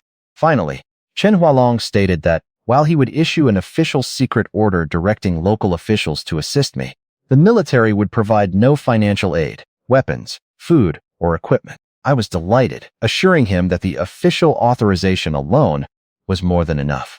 Fang Yuan handed me a wrapped handkerchief containing a red, square military tally, engraved with my official title as 5th rank instructor. Chen Hualong then drafted the secret decree, instructing all officials throughout Qinglong County to provide assistance within their capabilities, forbidding anyone from obstructing my recruitment, and granting me the authority to act first and report later. He stamped the document with his personal seal, warning me not to abuse this authority to stir up trouble. I carefully pocketed the order, thrilled by the breakthrough. With this official decree, my recruitment and fundraising activities across the region were completely legalized. The vague instruction regarding what officials could provide gave me tremendous leverage to request grain, manpower, and resources from local authorities. At midday, I dismissed the Archer Battalion. I politely turned down General Chen's lunch invitation. Remembering my promise to Liu Rumeng, I rode my horse back toward the vicinity of Lingyan Pavilion. Spotting the young woman waiting under the scorching sun, I dismounted and led my horse over, gently teasing her for standing in the bright heat instead of resting in the shade. Before heading to Liu Rumeng's house, I stopped by a local delicatessen to purchase a roast duck and several steamed buns. Despite Rumeng's anxious protests about spending money, I insisted on bringing extra food. She led me through a damp, foul-smelling alleyway to a simple, tidy courtyard where her sickly mother sat sewing. The moment I saw Mother Liu, my heart sank. Her vitality was nearly depleted from chronic overwork and accumulated dampness. Rumeng introduced me as her benefactor, and her mother attempted to kneel in profound gratitude. But I quickly supported her back to her feet. I handed the roast duck to Rumeng and sent her to the kitchen to prepare lunch. Sitting across from Mother Liu, I offered to check her pulse. After examining her condition, I could not hide a heavy sigh. Knowing her own frail state, she asked me directly how much time she had left. I answered honestly, telling her that even with careful rest, she likely had only a month to live. Mother Liu accepted the news with calm resignation, viewing death as a relief from burdening her daughter, but wept over what would become of Rumeng alone in this chaotic world. I promised her that as long as Rumeng considered me her brother, I would protect her from harm. Mother Liu then asked about my background and marital status. I explained that I was a hunter from the countryside with 3 wives. Her eyes lit up with relief, noting that hunters possessed the strength to secure food and protect their households. She asked what I thought of Rumeng, and I praised the girl for being filial, diligent, and kind. Mother Lu cut straight to the point, offering to betroth Ruming to me as a concubine. While thrilled by the prospect of taking in such a lovely, hard-working girl, I hesitated, wondering if Ruming truly desired the match. Mother Liu pressed for my personal willingness, demanding an absolute guarantee that Ruming would never freeze, starve, or suffer abuse from my other wives. I gave my solemn promise, assuring her that the women in my home were gentle and respectful. To prove I had the standing and resources to provide security, I took out my military tally. To my utter surprise, the dying woman recognized the 5th rank instructor token at a single glance, and her expression turned bitter. Surprised that Mother Lu recognized my military tally, I asked how she knew what it was. She sighed and revealed that her late husband had also been a 5th rank instructor before dying in battle against the Rongdi. Fearing that I would also be drawn into war, she worried about my safety. I explained that an instructor's primary duty was training soldiers, but I acknowledged that in chaotic times, having official military rank gave a man far more control over his fate. Reassured by my resolve, Mother Liu formally entrusted Ruming to me, asking only that I ensure her daughter lived a peaceful life. I promised to care for Ruming if she was willing. When Ruming returned with the sliced duck, we finished lunch together. I personally brewed Mother Liu's medicine, and while she rested, the mother and daughter whispered in the yard, leaving Ruming blushing whenever she glanced my way. As I prepared to leave, Ruming walked me to the alleyway and nervously asked about her mother's condition. I gently told her the truth, advising her to cherish the final month her mother had left. Ruming broke down in tears, overwhelmed by grief. I pulled out a silver nugget and pressed it into her hands so she could provide nutritious food and comfort for her mother. When Ruming hesitated to accept the silver, worrying about how she could ever repay such a debt, I playfully told her she could repay me with herself. She felt unworthy, assuming my family already had a fine wife. I smiled, mounted Wu Jue, and casually revealed that I already had 3 wives, promising to introduce her to them soon before riding off. I galloped along the main road to the Dongming Town government office to meet He Pingan. He assured me that 36 of his men were prepped for tonight's ambush. I then presented General Chen Hualong's secret decree, authorizing the creation of the border guard team. He Pingan read the order, and his eyes widened in excitement. He burst into hearty laughter and pledged his full support, promising to post public notices to aid my recruitment and pressure the town's wealthy households for grain and supplies. I watched his exuberant reaction with mild surprise, wondering why he seemed even more thrilled about the new force than I was. Seeing He Pingan's excitement, I asked why he was so thrilled. He explained that as the town magistrate, he had lacked military manpower, often forced to endure threats from local bandits who robbed his supply goods. He mentioned recently capturing several bandit scouts, prompting their leader, Li Bado, to send a threatening demand for their release. With our border guard team officially authorized, he looked forward to wiping out the nearby bandit dens. I agreed to discuss suppressing bandits later, knowing internally that we must not eliminate every threat too quickly until our force grew large enough to secure our own standing. Reminding him to handle the ambush against Ma Deshan tonight, I took my leave. I rode straight to the Kangbing weapon shop to see Yu Mengdi. She teased me about my recent poetry fame at Lingyan Pavilion. Before asking for my true purpose, I admitted I needed to purchase weapons at a discount. When she asked for the quantity, I requested 500 military sabers and 500 red-tasseled spears, totaling 1,000 pieces for our initial setup. Yu Mengdi nearly spat out her tea in shock, asking if I was planning a rebellion. To ease her suspicions, I showed her General Chen Hualong's secret decree. She read through the document carefully and pointed out that, while a border defense force was helpful in the short term, widespread private arming could eventually lead to warlordism and nationwide chaos. I argued that Qinglong County was a special border zone surrounded by external threats, and General Chen's endorsement proved the force was necessary to protect the people. However, Yu Mengdi keenly saw through my words, deducing that the entire idea originated from me and that Chen Hualong had likely only envisioned a 100-man squad rather than a force of 1,000. I maintained that expanding to 1,000 men was vital for local security, and acting first spared the general unnecessary trouble. When our conversation stalled in a tense silence, I cupped my hands and prepared to leave, offering to source the weapons elsewhere if she found the order inconvenient.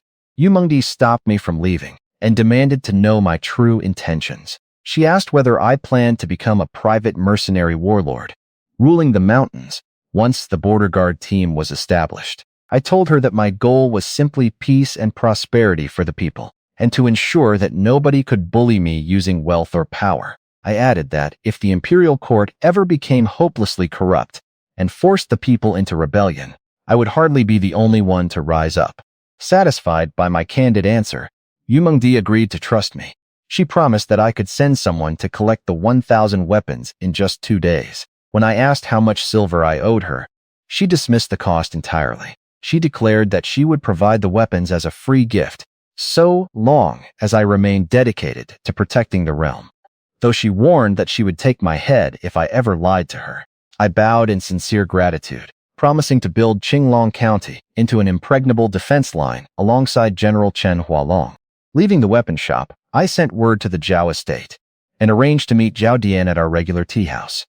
When he arrived, he was in high spirits. He boasted that he had regained his father's favor by composing a crude, flattering poem dedicated to him. He recited the ridiculous verses with immense pride, claiming that if he put effort into his studies, his elder brother Zhao Gong would never match him. Holding back my laughter, I offered a polite, strained compliment about the raw sincerity of his words. I then brought out General Chen Hualong's signed secret decree for him to review. Zhao Dian slammed the table in excitement upon reading the document, praising my ability to secure the general's official backing so quickly. He noted that while the project was ambitious, managing such a massive force required extreme caution to avoid disaster. I agreed that we were walking on thin ice, reminding him that everything was in place, and that I now relied on him to deliver the necessary funding. Seeing Zhao Dian's conflicted expression, I reassured him that he did not have to bear the burden alone. I told him that Garrison Commander He Pingan had already agreed to assist with provisions, and that I had secured weapons from another source without needing his help. When he pressed me to reveal where I had obtained 1,000 weapons, I brushed the question aside with a laugh.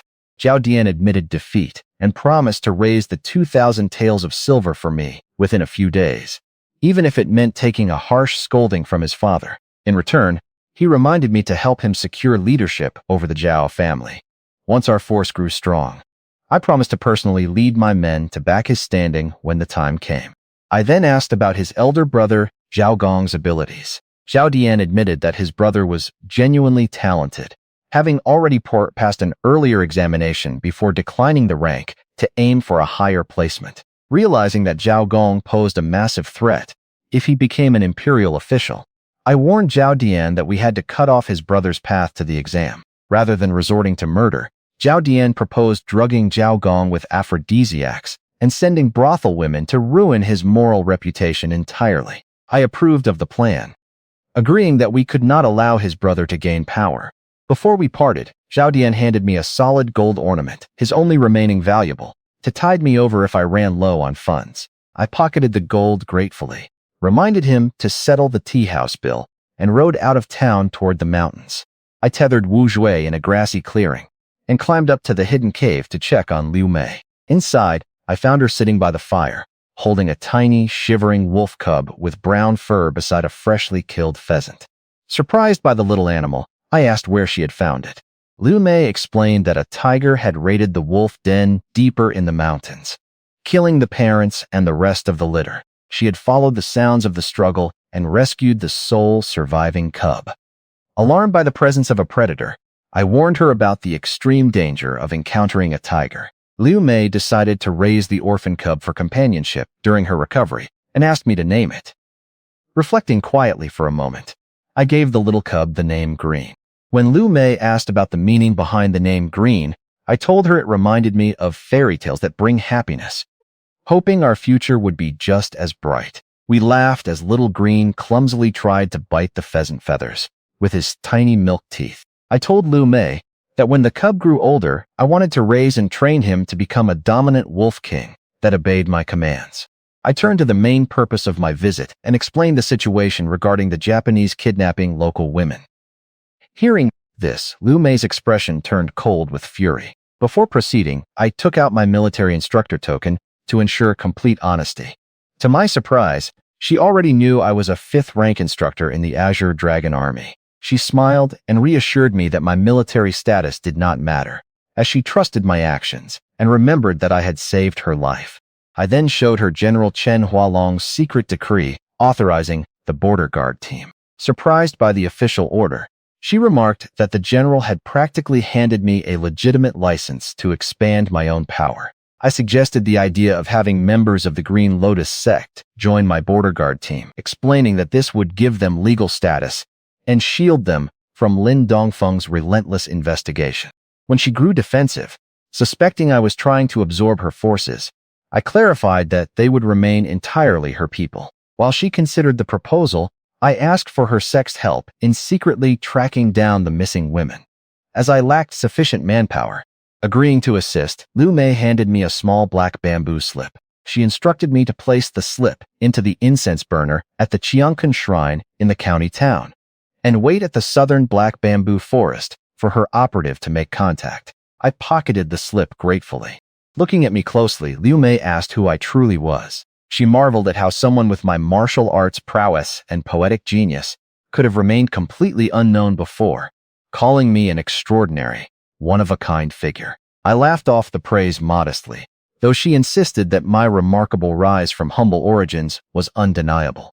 I brushed off Liu Mei's high praise, claiming that I was merely an ordinary person, focused on protecting my family from the flames of war. Liu Mei asked who I believed could unify the realm during such chaos, pointing out that past founding emperors were ordinary men elevated by the times. She suggested that with my abilities, I was capable of overthrowing the Dagon dynasty myself. I immediately rejected the idea of rebelling. I explained that previous dynasties fell to domestic revolts when there were no external threats, allowing righteous leaders to rise and restore order. Today, foreign powers like the Rongdi and the Japanese were actively encroaching on our borders. Starting an internal rebellion right now would only brand us as traitors, deplete the nation's strength, and hand an easy victory to our foreign enemies. I stressed that the smart path was to bide our time, unite with the dynasty to defeat the invaders first, and only make further moves once we held overwhelming strength. Impressed by my grand strategic vision, Liu Mei praised my wisdom, acknowledging that her previous rebellious schemes paled in comparison to my long-term perspective. She playfully complained that my arrival had disrupted all her plans, yet I was also the savior of her sect. As we spoke, an intense, abnormal heat suddenly surged through my body, causing me to break out in heavy sweat. Realizing my condition was unnatural, I stared at Liu Mei and demanded to know what she had put in the spring water. Flushing deeply, Liu Mei pressed her soft body against my chest and admitted to drugging me. She explained that she recognized my extraordinary talent and saw this as the only way to bind me to her cause. Before I could stop her, the drug overwhelmed my senses, and dizziness pulled me under while a fierce heat raged within my dantian. Liu Mei gently laid me down, removed her outer garments, and gave herself to me. When I regained consciousness later, Liu Mei was already gone. Only Little Green remained by my side, gently licking my palm. Remembering the passionate encounter that had just taken place, I shook my head in amused disbelief at having been schemed against and seduced by a woman. I placed the wolf cub Green into a stack of logs and pretended to head down the mountain. As expected, Liu Mei emerged from hiding, clutching her sore abdomen in pain. I stepped back into the cave and teased her for drugging me and running off without an explanation. She tried to storm past, but I blocked the entrance and pulled her into my arms.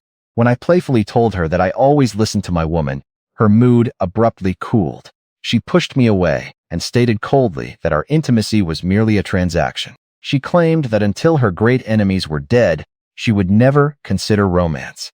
She explained that she was offering her body in exchange for my help in strengthening the Green Lotus sect. Enraged by the suggestion that I was just a casual bed partner, I dared her to repeat the act while I was fully awake.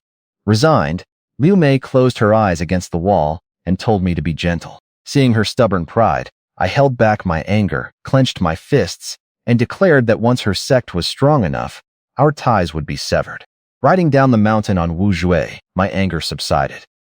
I knew Liu Mei would never give herself to a man she felt nothing for. Her transactional excuse was only a defense mechanism driven by her pride and desire for vengeance. When I arrived home, my mother and Sumishu were waiting outside the gate in absolute panic. My mother feared that the armed officials gathered in our courtyard had come to arrest me for causing trouble. I reassured them, led my mother inside, and introduced the visitors. Garrison Commander He Pingan stood up and apologized for alarming my family. I called Su Muyue and Pan Chao Chao out from the house, gathering my mother and 3 wives beside me. I introduced He Pingan as the town overseer of Dongming Town. Hearing that such a high-ranking official was standing in our modest courtyard, my mother gasped in shock, her knees buckling as she started to drop to the ground to bow. He Pingan quickly supported my mother, telling her that since he and I treated each other as equals, she had no need to kneel before him. Seeing my family's confusion, He Pingan revealed to my mother and wives that I was now an official 5th-rank instructor of the Azure Dragon Army. My mother trembled with disbelief, while Su Muyue and Su Mushu celebrated my success with pride. Pan Chao Chao forced a smile, though her eyes betrayed a hint of inferiority over our gap in status. I comforted them all, explaining that my recent busy schedule was the reason I had not shared the news sooner. Afterward, He Pingan pulled me aside to discuss tonight's operation. When I offered to gather a group of men to help, he declined, assuring me that his ambush was fully set to capture Ma Dashan. He then shifted the conversation to a serious matter, asking if I was involved in the deaths of the 2 outsiders discovered in the village. He pointed out that reports indicated I had quarreled with one of the men over my horse. I feigned anger and confusion, denying any involvement in the murders. I admitted that a dispute had occurred, but claimed I would never kill someone over a horse. I pointed out that the deceased had spent the entire day with Yang Dahu, urging He Pingan to investigate Yang Dahu instead. He Pingan noted the suspicion between Yang Dahu and me, agreeing to investigate the matter thoroughly after dealing with Ma Dashan. I sent my family safely into the inner rooms, and He Pingan and I waited in the courtyard over tea. Late into the night, shouts and commotion echoed across the village. I gripped my heavy blade to join the fray, but He Pingan held me back, reminding me to let my subordinates handle the field work rather than doing everything myself. I sat back down to wait, and shortly after, town guards marched a captured group of black-clad bandits right outside our gate. I walked out of the courtyard with He Pingan and saw over a dozen men in black nightwear surrounded by town soldiers. However, after scanning the captives, I noticed that Ma Dashan was missing. He Pingan flew into a rage and demanded an explanation from his subordinate officer, Liu Wencai. Liu Wencai hung his head in shame, claiming he had accidentally alerted Ma Dashan during the raid, allowing the leader to slip away toward a northwest path. I mocked He Pingan's supposed foolproof operation and offered to chase the fugitive on horseback. Returning inside, I grabbed my heavy blade, bow, and quiver and rode out of the village. After riding a few hundred meters along the northwest path, Liu Wencai's guilty demeanor suddenly raised my suspicion. He had withheld news of the escape until directly questioned. Relying on the sharp instincts honed by my Taoist training, I checked the path for tracks, found nothing, and quickly wheeled my horse around to gallop along the main eastern road instead. My deduction was correct. I soon intercepted Ma Dashan and 4 accomplices resting by the roadside, surprised by my arrival. Ma Dashan cursed Liu Wencai for betraying him when I bluffed that the officer had confessed their route, proving the 2 were secretly in collusion. I offered the 4 henchmen a chance to leave peacefully, making it clear that my target was Ma Dashan alone. Desperate, Ma Dashan urged his men to draw their daggers and kill me, promising safety back at their village. As they stepped forward, I fired an arrow that struck the dirt mere inches from the lead henchman's feet, knocking him down in terror. Knocking another arrow with cold intent, I warned them that the next shot would pierce their chests. Terrified, all 4 accomplices broke ranks and fled into the darkness. Left alone, I threw a rope onto the ground and demanded Ma Dashan's surrender. Screaming wild curses about killing me and claiming my wives, he charged with a drawn knife. I dismounted with ease, delivered a swift kick to disarm his wrist, and watched the knife fly from his hand as he lunged forward in blind fury. Ma Dashan charged at me, but I caught his wrist and twisted it until the bone snapped.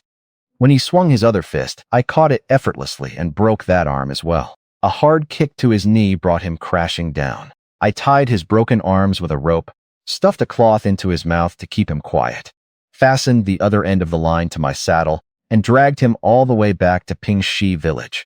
Upon our arrival, Liu Wensai turned pale with sheer terror, while He Pingan celebrated the capture. I stepped forward and urged He Pingan to investigate his own subordinate. I revealed that I had intercepted Ma Dashan along the main road, not the path Liu Wensai claimed, and that the village head admitted the officer had intentionally released him. Liu Wensai loudly claimed innocence, insisting Ma Dashan was lying.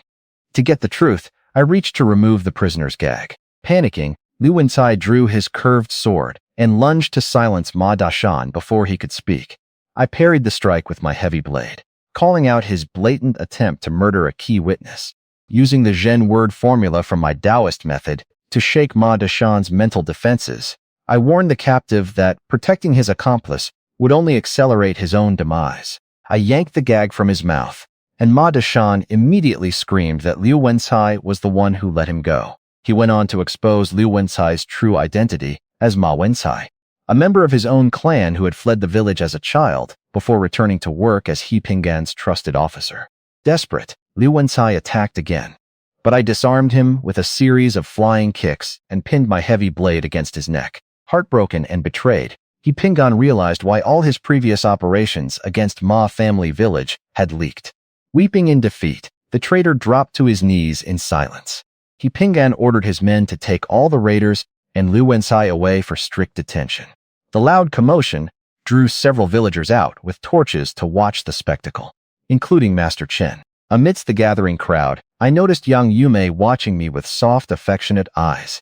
Master Chen arrived and asked if I had caused trouble. He Pingan stepped in to correct him, announcing to the entire crowd that I had been appointed a 5th rank instructor by General Chen Hualong and would soon establish a border guard team. I showed my military tally to Master Chen, who burst into proud laughter, celebrating the honor I brought to our village. The surrounding villagers immediately crowded around to flatter me and build connections, while young Yume looked on with pride. Only Yang Dahu shrank back in dark frustration, realizing he could no longer challenge me through normal means. Master Chen then asked about the 2 dead outsiders found in the village. He Pingan decided to question the villagers publicly, calling Yang Dahu forward. Trembling, Yang Dahu pointed out that one of the deceased, He Hongwen, had recently clashed with me over my horse. He Pingan turned to question me directly, adopting a strictly official tone to ensure no one accused us of bias. I scoffed at the accusation, asking why I would commit murder over a petty dispute, and urged him to look into Yang Dahu instead, since the two had been close companions. When He Pingan and Master Chen pressed me for an alibi to clear my name, I admitted that I had not slept at home the previous night. Before I could elaborate, Yang Yume stepped forward with a raised hand. With a resolute expression, she announced to everyone that I had spent the night at her house with her. The villagers immediately erupted into crude whispers, calling her a jinx, and assuming we had been up to no good. Seeing Yang Yume hold back tears under the scrutiny, I flared up in anger, threatening to hold a grudge against anyone who spoke another word. The crowd instantly fell silent in fear. Taking Yang Yume's trembling hand in mine before all the onlookers, I confirmed to He Pingan that I had indeed spent the entire night at her place, making it clear that there was no need to question what we did together. Master Chen pointed out to He Pingan that the 2 victims were crushed with heavy stones, arguing that a skilled fighter like me would never need to use such cumbersome methods to kill someone. When He Pingan turned to question Yang Yume, she bravely stepped forward and swore on her life that I had been with her the entire night. As she moved to kneel, I caught her wrist, holding her hand firmly while confronting the magistrate. Seeing our unified front, He Pingan backed down and declared that I was cleared of suspicion. I immediately shifted the focus onto Yang Dahu, reminding everyone that he was He Hongwen's closest companion. Flustered, Yang Dahu lashed out with frantic denials and tried to threaten me. I silenced him with a cold glare, reminding him of my military rank and strength. He Pingan demanded to know where Yang Dahu had been the previous night, and who could corroborate his story. Trapped by his own secret misdeeds from that night, Yang Dahu panicked. He claimed he was merely sleeping alone at home, unable to provide a single witness. I seized the opportunity to mock his flimsy excuse, pointing out how unbelievable it was that he slept peacefully while his best friend was murdered in the street. The surrounding villagers grew increasingly suspicious of his guilt, unable to reveal what he had actually been doing without facing severe punishment. Yang Dahu could only yell that he was being framed. Unconvinced by his stammering, He Pingan declared him the prime suspect and ordered his guards to pin him down and shackle him. I watched the arrest with quiet amusement. While I knew Yang Dahu was innocent of the murders, his inability to speak proved that his actions the night before were just as illicit. Before the magistrate departed with the prisoners, I pulled He Pingan aside for a private word. With Ma Dashan now arrested and removed from power, I asked if he had selected a replacement for the village chief of Ma family village. When He Pingan grew wary of my motives, I laughed off the suspicion and stated that I had a suitable candidate in mind for him to consider. I recommended Ma Tian to take over as the village chief of Ma family village. Speaking in my capacity as the leader of the border guard team, I explained that Ma Tian was a local native who had turned over a new leaf by warning me of Ma Dashan's raid. And most importantly, he was someone I could control to keep the village in check. He Pingan saw through my ambition, recognizing that I wanted Ma family village under my thumb to recruit men for my new force. He agreed to consider the recommendation after questioning Ma Tian, who was already held by his guards. After He Pingan departed with the prisoners, I sent Yang Yume home and turned to Master Chen. I pressured the old chief to fully support the border guard team, warning him that if he hesitated, I would establish our headquarters elsewhere. Realizing the immense prestige the unit would bring to Pingxi village, Master Chen promised to back me with all his strength. I then asked Master Chen to help persuade my mother to accept Yang Yume into our family, explaining that I was determined to marry her properly after taking her innocence. Master Chen agreed, noting that Yang Yume was a good woman despite her unlucky past. He devised a clever plan. Since Yang Yume had publicly stepped forward to clear me of murder suspicions, my mother owed her a debt of gratitude. Once they interacted, her polite and gentle nature would naturally win my mother over. Delighted by his brilliant solution, I praised the old chief and hurried over to Yang Yume's home. When I walked through her open doors, she sat blushing on the Kang bed. Before I could finish greeting her, she suddenly grabbed a pair of sharp scissors and lunged forward to stab me with a fierce, resolute look in her eyes. I stood motionless, watching with a calm smile as Yang Yume charged toward me. Relying on my Taoist heart method, I sensed no real killing intent. As expected, she halted the scissors inches from my throat. When she demanded an explanation for letting the entire village discover our relationship, I laid casually on the Kang bed and declared that I would simply marry her. Relieved, she dropped the scissors, and I pulled her into my arms. She worried about my mother's disapproval, but I assured her that Master Chen had agreed to speak on her behalf. If that failed, having a child together would ensure my mother accepted her. Overcome with passion, I rolled over and embraced her, and we surrendered to a night of love.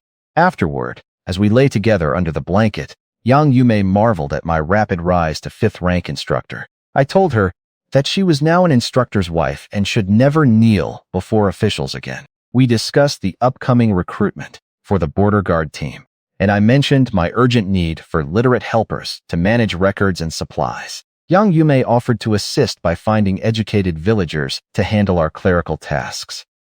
I agreed, instructing her to offer paid positions and use my name if anyone gave her trouble. During our conversation, I thought of Li He, the down-on-his-luck scholar from the county, and considered seeking recruits among Liu Mei's followers as well. Exhausted by another round of intimacy, I fell asleep beside her, intentionally staying the entire night to reinforce to my mother that our bond was unbreakable. The next morning, I woke up and kissed Yang Yume on the cheek. She playfully urged me to return home tonight to spend time with my other wives and avoid provoking my mother. I dressed, reminded her to look for literate village recruits using my authority, and quickly ate before mounting my horse. I rode straight into town, where a familiar figure caught my eye just past the city gates. As soon as I entered the town gate, I saw Gushanzi, the blind old man who believed I was the reincarnation of the Tao ancestor. I dismounted from Wu Jue and asked why he had come all the way from the county seat. Gushanzi smiled and explained that he had walked for 2 days to offer himself as my advisor. wanting to help me achieve greatness before his life ended. In return, he asked only for a humble thatched hut and a few acres of land in his final years. I told him that I was simply an ordinary man, but Gushanzi insisted that my destiny lay in carving a path through mountains of corpses and seas of blood. Unable to dissuade his persistence, I agreed to let him stay. Gushanzi then mentioned that he had brought someone with him and led me into a foul-smelling alley. To my shock, I found Li He sitting on the ground covered in dirt.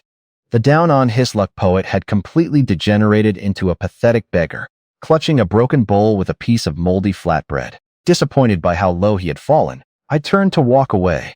Li He recognized me and threw himself down, crying and begging for help, while pleading with Gushanzi to speak for him. Gushanzi spoke to him with harsh detachment, demanding to know if he had eaten the moldy pancake. When Li He hesitated, Gushanzi threatened to abandon him to his fate. Terrified, Li He grabbed the spoiled bread, forced it down his throat through violent gags, and finished it amidst tears and mucus. Leaving Li He sobbing in the alley, I stepped outside with Gushanzi and asked what this bizarre trial meant. Gushanzi explained that Li He was destined by fate to be a beggar, and even an emperor among beggars. Forcing him to consume the moldy food was a symbolic act to lock his destiny in place. When I questioned what practical use a beggar could possibly offer my cause, Gushanzi traced a word in the empty air. He explained that beggars represented the vast multitude of starving, displaced people across the world. He told me that if I could harness their support and unite them, I would hold the most fundamental power in the realm, making my rise truly invincible. I told Gushanzi with a wry smile that he was overestimating my ambitions, as winning the hearts of the realm was the work of emperors, while I only desired personal safety and freedom from constraints. Gushanzi dropped the subject and asked if I could heal Li He's crippled leg. I told him that while a full recovery was difficult, I could restore his ability to walk normally. Gushanzi instructed me to find time for the treatment, explaining that he would shape Li He into a leader among beggars who would provide crucial support when needed. Leaving the old man, I decided not to disturb Zhao Dian while he worked on raising funds. Passing through the town, I noticed Lingyan Pavilion had reopened. I bought a sack of grain from a market stall and rode over to Lu Rumeng's home. When Rumeng opened the door, she blushed deeply at my arrival. Inside the courtyard, Mother Lu looked remarkably energetic while drinking her medicine. Though my medical knowledge told me this was merely the temporary burst of vitality before death, I checked her pulse and offered gentle, ambiguous encouragement, giving Rumeng a glimmer of hope that the medicine was working.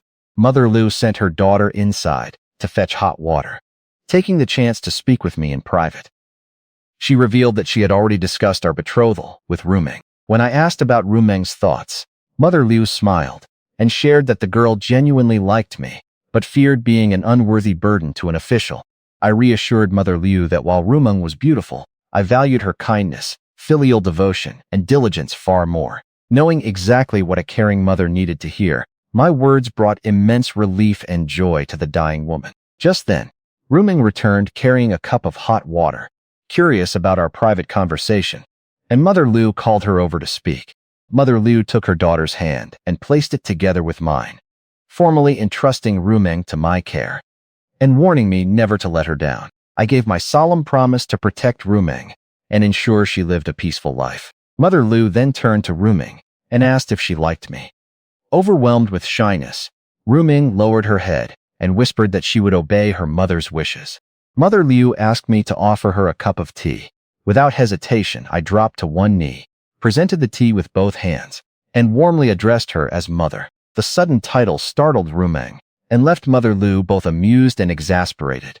Though, I joked that since I would have to call her mother sooner or later, it was better to start early. When I left the house, Rumeng followed me outside looking troubled.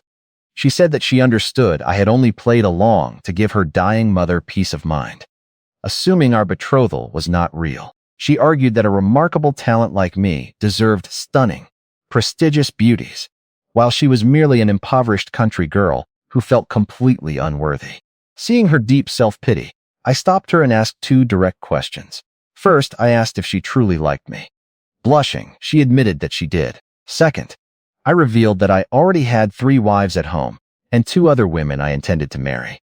Asking if she could accept sharing a household, Rumeng nodded, noting that capable men naturally had multiple wives and concubines.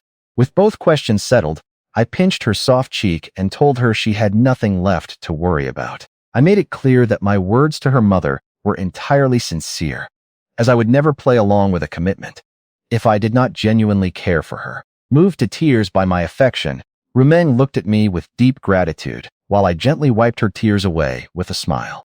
After bidding farewell to Liu Rumeng, I rode my horse to Qiankun Shrine in Qinglong County. I waited in the long queue of worshippers, bought some incense, and quietly dropped the black bamboo strip Liu Mei gave me into the large incense burner when no one was watching. After a quick bowl of noodles at noon, I headed alone into the black bamboo forest to await contact. After waiting for over an hour, a middle-aged man dressed as a monk emerged.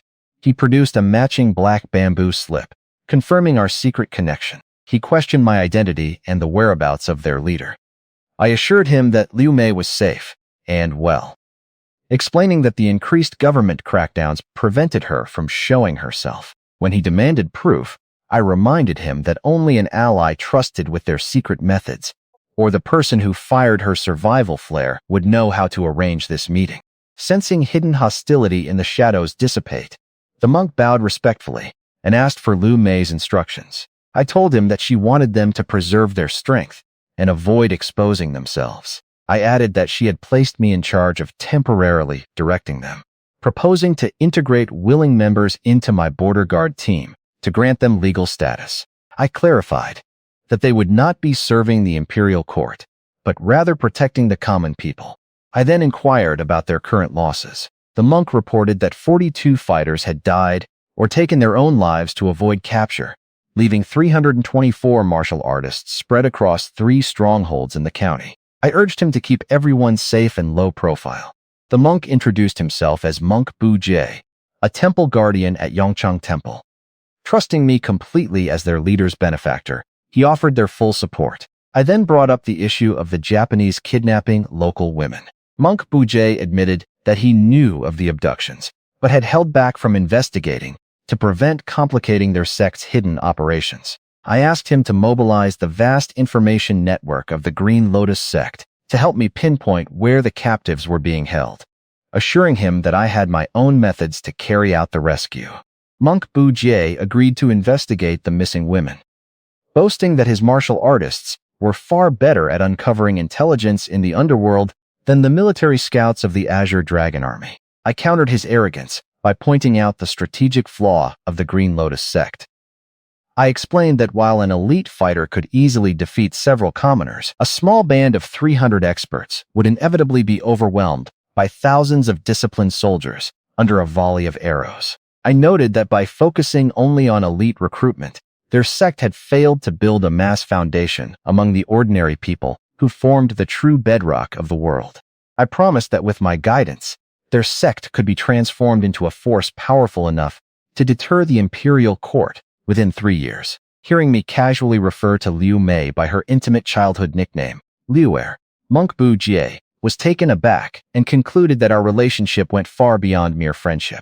I then gave him my address in Pingxi village and requested 10 top talents from his sect to serve as squad leaders in my border guard team, with each leader commanding dozens or even hundreds of recruits with regular monthly pay. Realizing the high value of these paid command positions, Bu Jie joked that even he was tempted to leave the monastic life to join me, though he struggled with how to pick just 10 men from hundreds of eager members.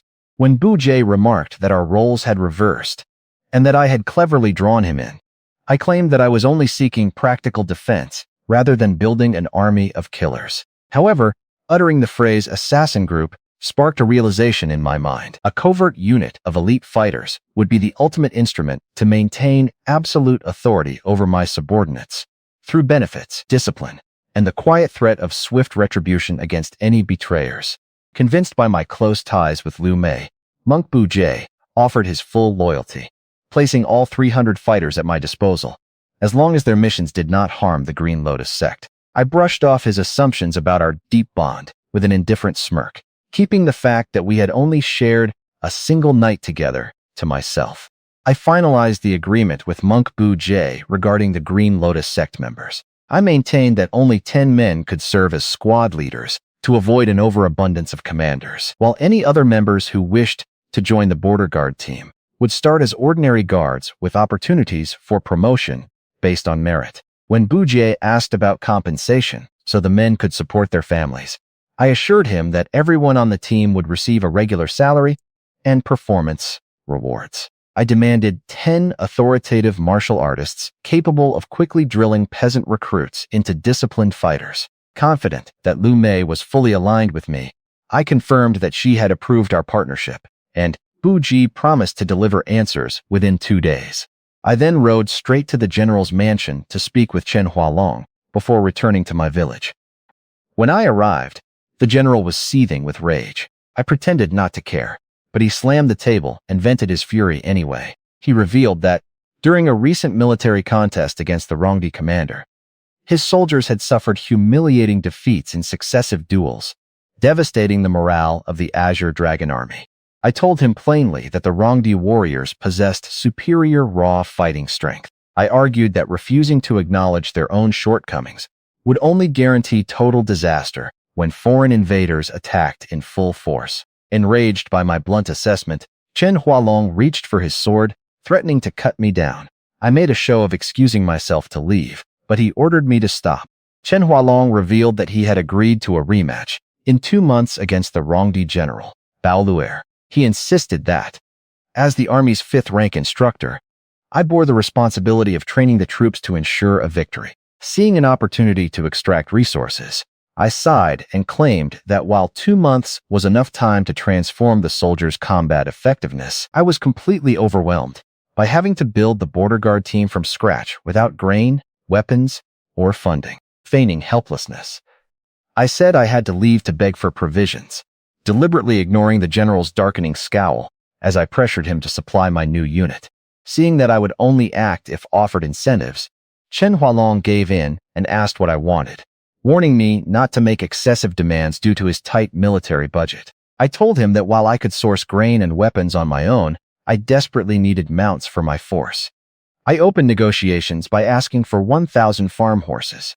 Chen Hualong almost choked on his anger, shouting that such a ridiculous number was practically the entire equine population of a town. I immediately offered to compromise, voluntarily halving the request to 500 horses. He admitted the compromise was reasonable, yet explained that even his army only had 3,000 true cavalry mounts. When I asked what he could realistically offer, he held up 2 fingers and promised 200 horses delivered in 3 separate batches. I accepted the deal instantly.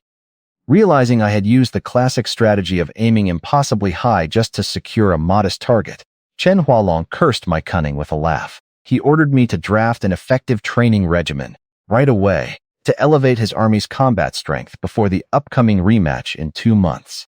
As I took up the brush, I asked him to watch over Liu Rumeng and her mother, mentioning her late father was also a military instructor. Chen Hualong immediately recognized the family, swearing that he would never let a fallen soldier's household suffer abuse under his watch.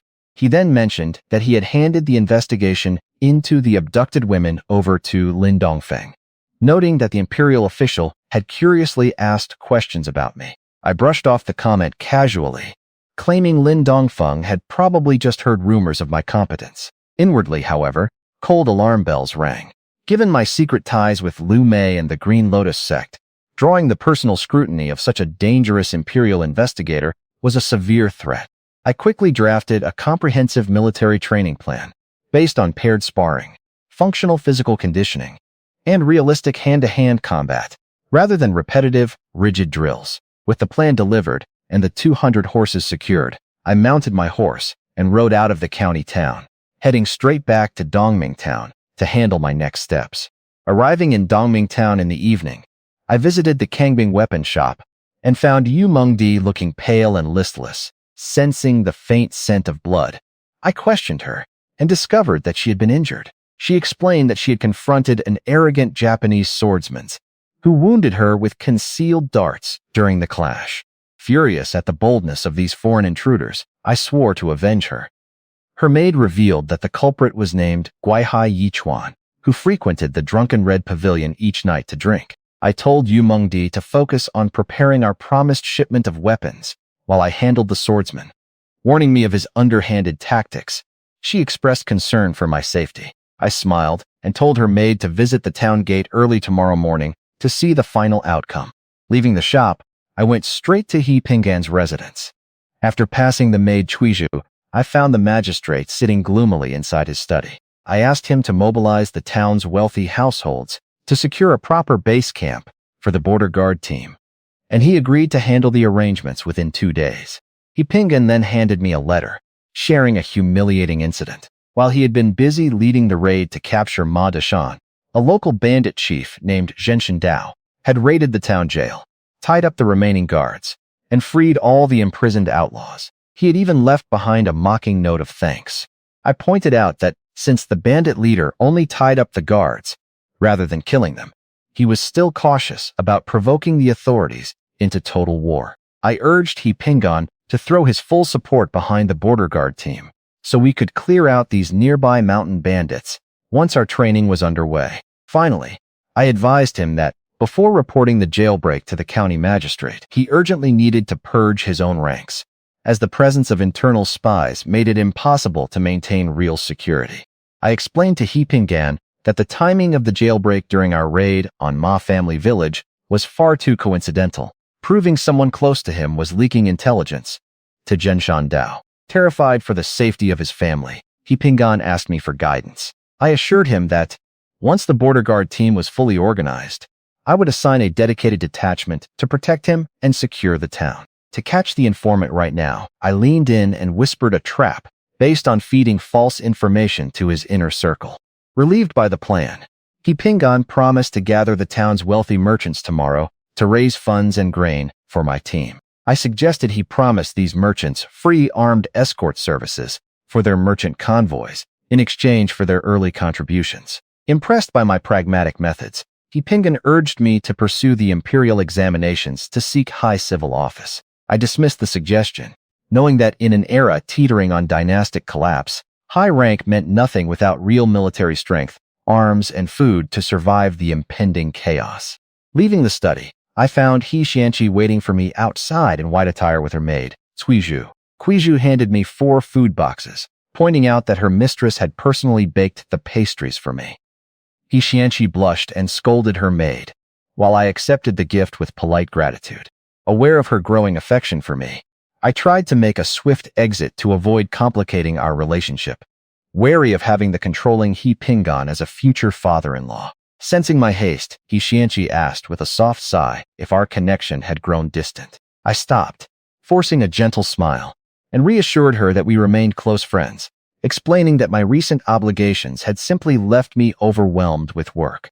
He Xianqi invited me to attend a literary gathering at Chengde Restaurant the following morning. I initially declined, claiming that as a simple hunter, I had no place among wealthy scholars and young ladies. Cuiju immediately teased me by reciting my famous poem from Lingyan Pavilion, proving that my literary reputation had spread far and wide. Seeing He Xianqi's earnest anticipation, I gave in and agreed to spare the morning to attend before handling my other affairs with Gushanzi and Li He. After I took my leave, Cuiju gently confronted He Xianqi about her hidden feelings for me. Cuiju pointed out that He Pingan had been constantly praising me at home, suggesting that her father was actively trying to match the two of us together. The realization left He Xianqi flustered, her heart pounding as she reconsidered her father's recent behavior.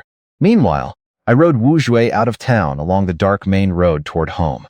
Nearing a bend in the path, I noticed a distant campfire roughly 200 meters ahead. Sensing unusual activity on a route that was normally empty at night, I tied my horse to a roadside tree, drew my heavy blade, and advanced quietly under the cover of the shadows. As I closed the distance, the repulsive sounds of foreign speech mixed with lewd laughter and a woman's agonized weeping drifted through the air. I recognized the foreign tongue instantly. They were Japanese marauders. Creeping within striking range, I saw more than a dozen Japanese thugs gathered around 3 bound young women. One of the victims had been stripped bare and was being violently assaulted, while the rest of the gang laughed in amusement. The horrific scene froze my boiling blood into icy, focused fury. My killing intent ignited, and I gripped my heavy blade, ready to drown them in their own blood. I charged directly into the camp without hiding my presence, focused entirely on slaughtering the enemy. Before the first sentry could draw his weapon, my heavy blade severed his head. The Japanese marauders panicked and scrambled for their arms. But I gave them no opportunity to fight back. Moving like a specter in the dark, I struck with lethal precision, quickly wiping out the entire group until only the half-dressed man, who had assaulted the woman, remained trembling on the ground. I severed the bonds, holding the 3 women, and pinned the surviving thug's arm beneath my foot, breaking it as he shrieked. The violated woman quietly dressed herself and sat in silence, her eyes hollow with the desire to die. Rather than letting her succumb to despair, I offered her my heavy blade so she could take her vengeance. She stood up, took the weapon with trembling hands, and delivered a deep, bloody slash across the thug's chest. I sent the other 2 terrified women fleeing safely toward the town. Then, picking up the fallen blade, I showed the first woman how to finish an enemy by slitting the man's throat cleanly. Her resolute demeanor impressed me. When I questioned her, she introduced herself as Miao Hua from Jiapigo, stating that her entire family was dead. Seeing that she felt her life had lost all purpose, I urged her not to seek death. I told her that avenging herself on a single bandit was too narrow. Instead, she could live on, master lethal combat skills, and dedicate her life to hunting down Japanese invaders to save countless other women from similar horrors. I explained that if she possessed the courage to face death, enduring the hardship of martial training would be simple. I offered to take her to someone who could train her, intending to send her up the mountain to Liu Mei, where her fierce determination could transform her into a terrifying weapon against our enemies. Miao Hua knelt before me and kowtowed deeply, begging me to teach her so she could drag every Japanese invader straight to hell. Pleased with her fiery resolve, I told her to rise, promising that she would be trained if she completed a task for me first. Noticing Miao Hua's sudden caution, I reassured her that I already had beautiful wives at home and harbored no impure intentions. To test her resolve and see if she possessed the stomach for ruthless work, I pointed to the fallen Japanese corpses. I ordered her to drag them into a hidden ditch and strike each body again to ensure none survived. Despite her initial fear, she stepped forward with fierce determination and hacked at the corpses with my heavy blade. After we threw the bodies into a deep pit and set them ablaze, Miao Hua collapsed to the side and vomited violently from the gruesome sight. Satisfied that she had passed my initial test, I told her that such reactions were completely normal for a beginner.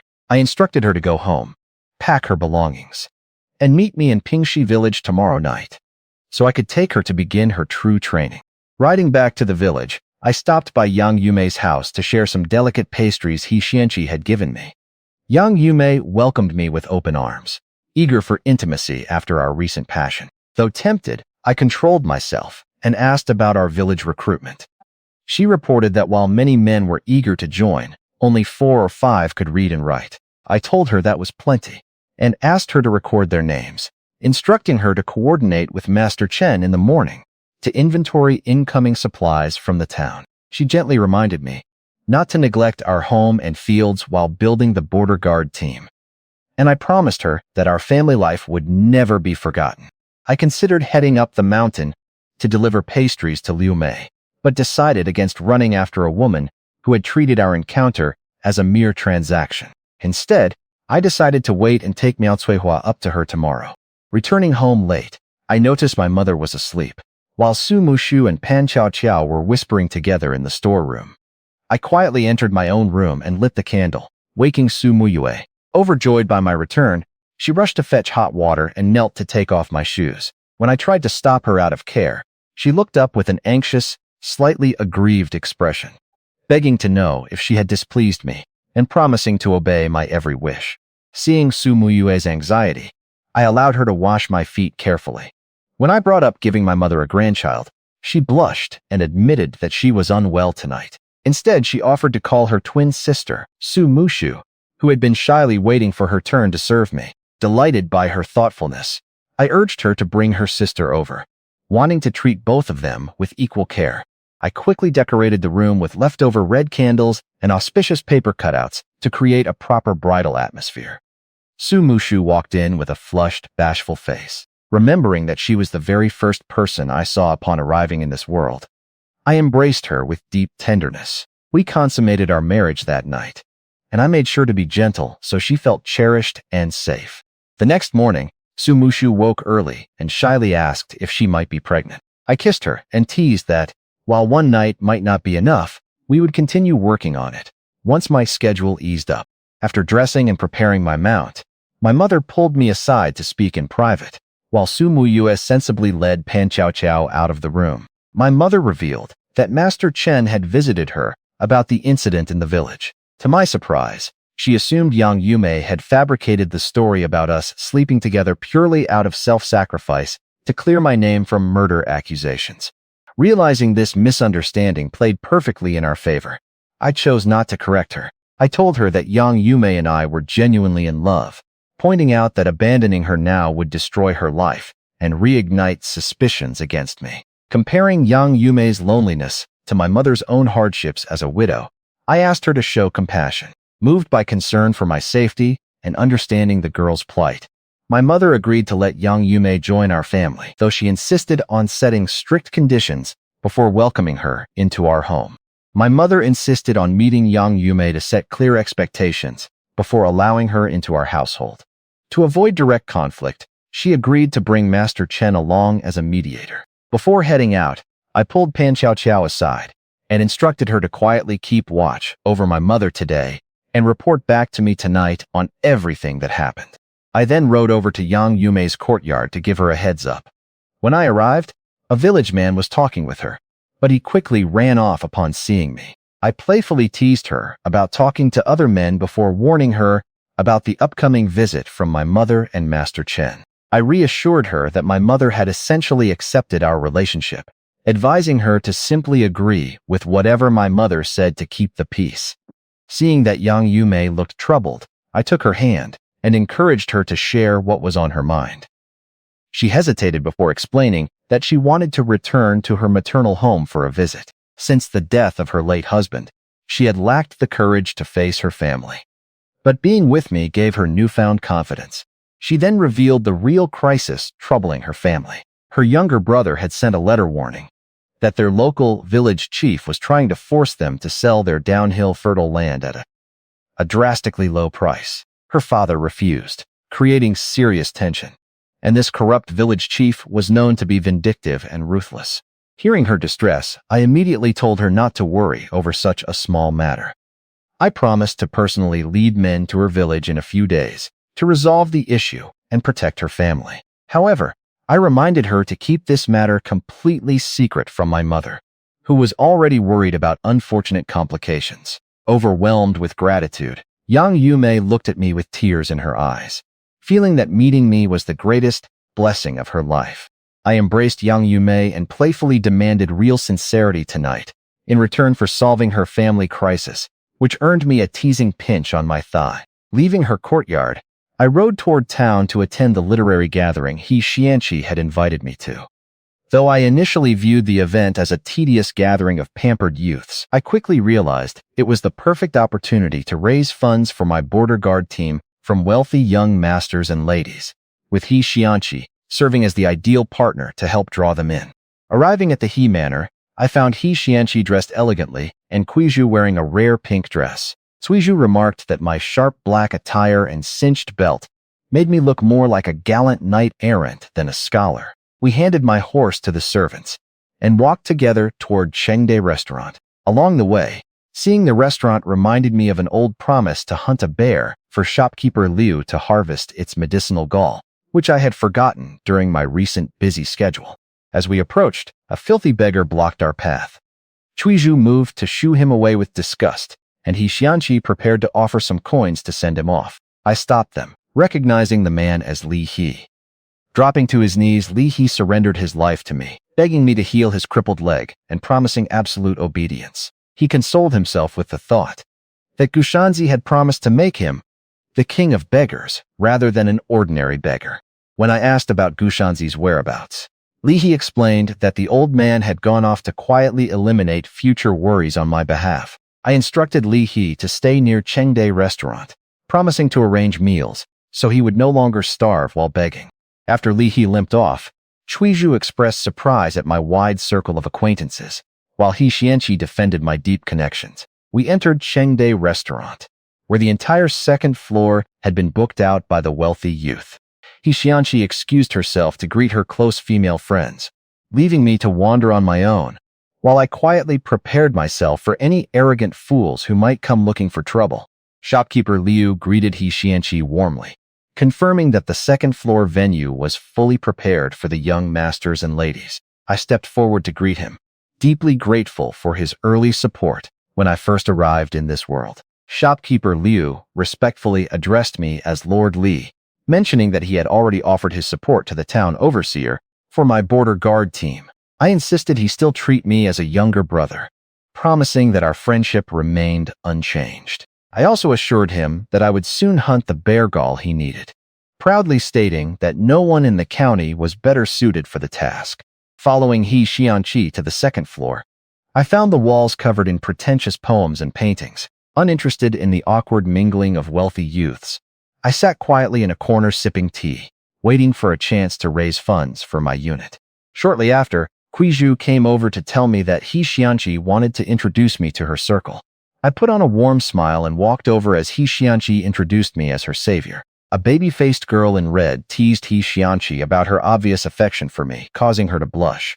Beside them stood a heroic woman in black, who asked if I practiced martial arts. I modestly replied that I had only rough hunter skills, but she boldly introduced herself as Ye Fuqing and challenged me to a sparring match. Reluctant to fight a woman, I looked to Xianqi for help. Xianqi tried to dissuade her friend by mentioning my official status as a 5th-rank instructor and commander of the border guard team, warning that Ye Fuqing was likely no match for me. Instead of backing down, this provocative remark only ignited Ye Fuqing's competitive pride. She gritted her teeth and insisted even more firmly on testing my skills. As Xianqi looked at me with an apologetic expression, and I smiled wryly at my endless troubles, a refined voice suddenly called out from behind, chiding Ye Fuqing for bringing violent talk to an elegant literary gathering. A handsome, refined man in white named Wenjuo stepped in to defuse Ye Fuqing's persistent challenge. After teasing the playful Lu Xue, he turned to greet me warmly. I introduced myself as a simple hunter from the mountains who was only visiting to have tea. Suddenly, a young master dressed in white emerged from behind Wenjuo and mocked me with open disgust. He questioned what an illiterate hunter was doing at an elegant literary gathering, claiming my presence disgraced the event. Xianqi immediately stepped forward to defend me, warning him that I was her invited guest. Seeing his jealous glances toward Xianqi, I understood his petty motive right away. I struck back smoothly, offering to pay for any art I damaged, while warning him to point out his own works, so I would not catch his pedantic sourness by accident. Ye Fuqing bluntly called out the young man, addressing him as Yuehai and asking if his hostility stemmed from jealousy over Xianqi. Though embarrassed, he sneered that a refined lady like Xianqi could never fancy an uneducated commoner. Suizhu fired back in my defense, asserting that my literary talent and fame far surpassed his. When the young master dismissed her as a mere maid, Xianqi backed her words with an icy glare, declaring that her own poetic talents were far inferior to mine. Wenjuo was astonished by her praise and asked about my background.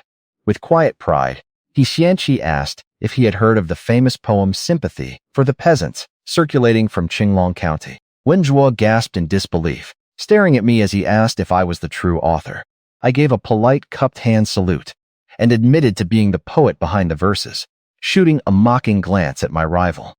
My confirmation sent immediate shockwaves through the room. The surrounding scholars and ladies rushed over, transforming me from a neglected hunter into the absolute center of attention, while the jealous young master could only scoff bitterly in denial.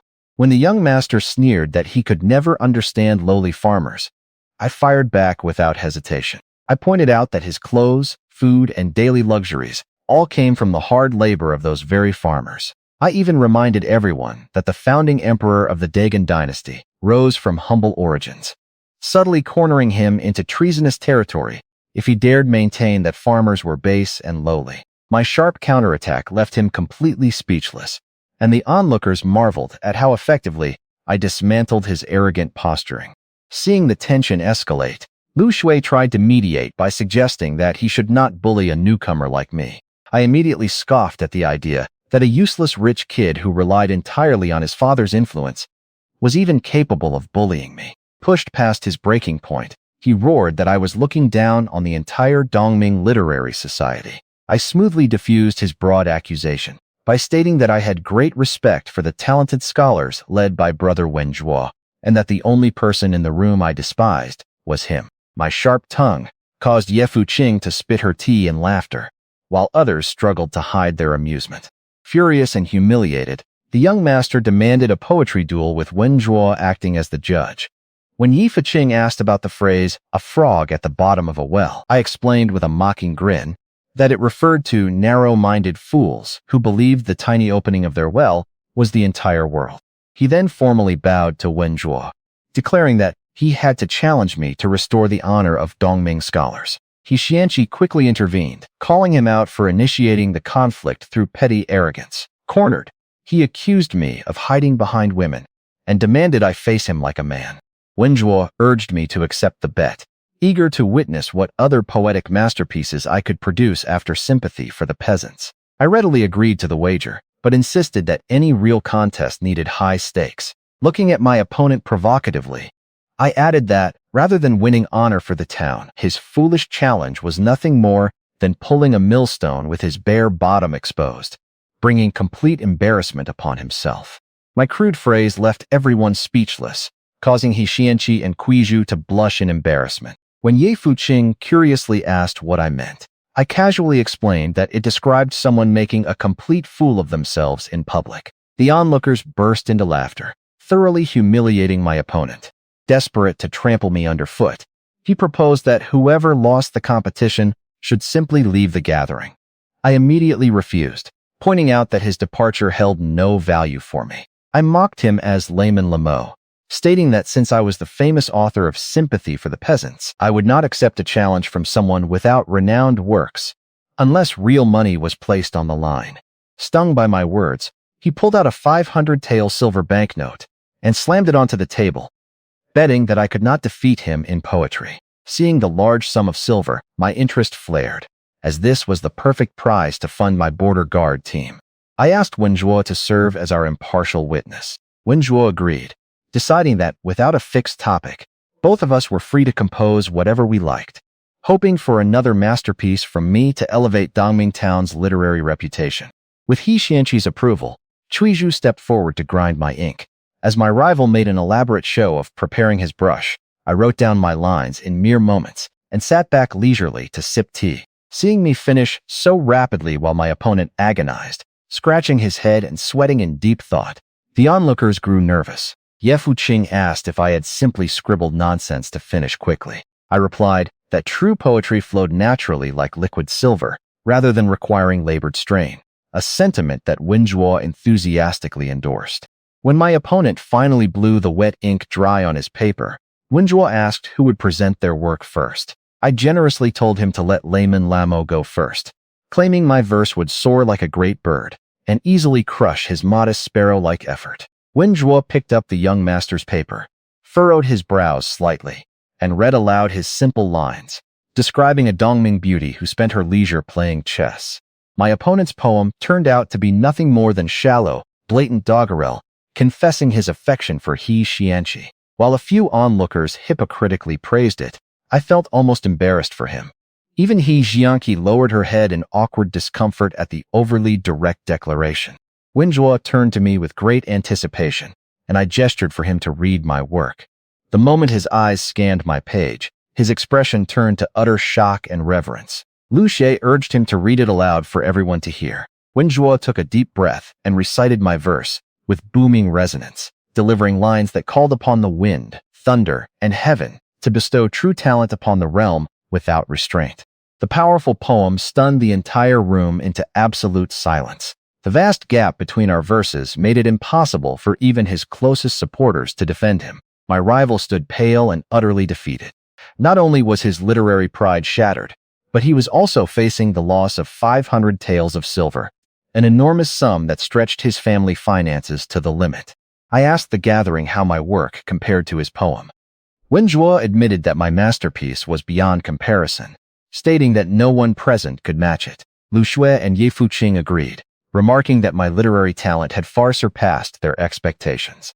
Accepting his defeat, my opponent declared that he would leave, while making one last parting pledge of love to Hei Xianqi. He then reached out to take back his 500-tael banknote, claiming the wager had only been a joke among scholars. I moved faster, snatching the banknote from the table and slipping it directly into my pocket. Furious, he accused me of being a greedy, mercenary disgrace to true scholars. Lu Shui, Ye Fuqing, and the others looked at me with slight embarrassment, taken aback by my unashamed obsession with the money. I ignored their high-minded judgments completely, telling him plainly that a bet was a bet, and refusing to give up the silver I had rightfully won. My insistence on keeping the silver sparked cold disapproval from the gathering. My rival tried to use the group's sympathy to retrieve his banknote, claiming the money was a business deposit from his father that was essential for his family's livelihood. I sneered at his excuses, pointing out that if the money was truly that critical, he should never have gambled it away in the first place.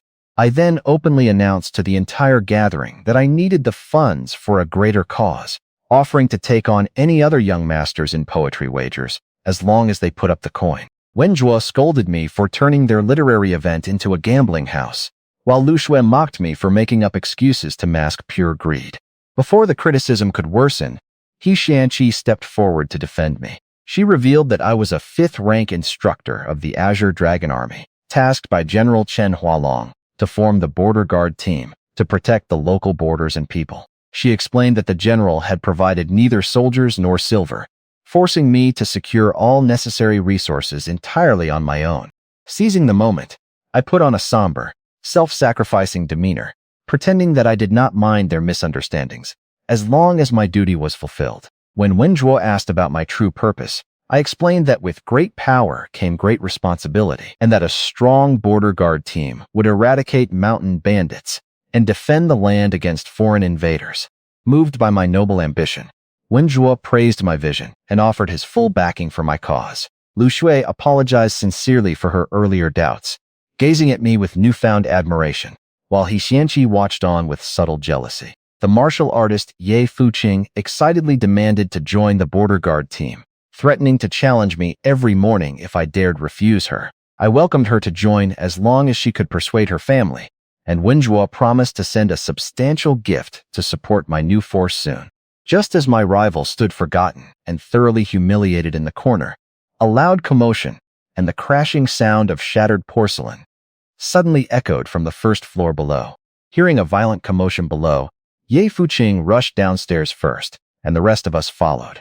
In the ground floor lobby, 2 Japanese samurai were wrecking furniture and cursing loudly. Shopkeeper Lu had a swollen face from being struck, and the restaurant staff were beaten and cowering in the corner. Shopkeeper Lu explained that the thugs refused to accept that the venue was fully booked, demanding liquor and lewdly claiming there were women upstairs.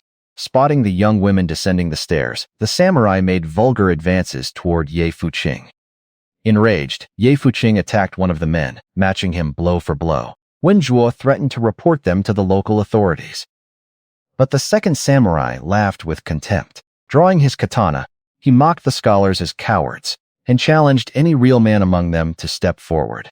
Suddenly, a scholar in blue kicked the arrogant young master in the back of the knee, sending him stumbling directly in front of the armed samurai. Mistaking his stumble for bravery, the crowd cheered, and even Wenjue praised his courage. Terrified by the gleaming blade, the young master burst into tears and tried to blame me for pushing him forward. I easily pointed out that I was standing 10 meters away, noting that his own obnoxious behavior had simply earned him enemies in the room. The samurai raised his katana with a battle cry and charged to cut down the petrified youth, who stood frozen in terror. Seeing him in mortal danger, Ye Fuqing broke away from her opponent and leaped in front of the coward to shield him. However, the first samurai seized the opening, drawing his blade to strike her exposed back.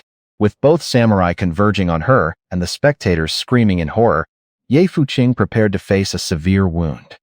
Moving like a shadow, I darted forward from the crowd.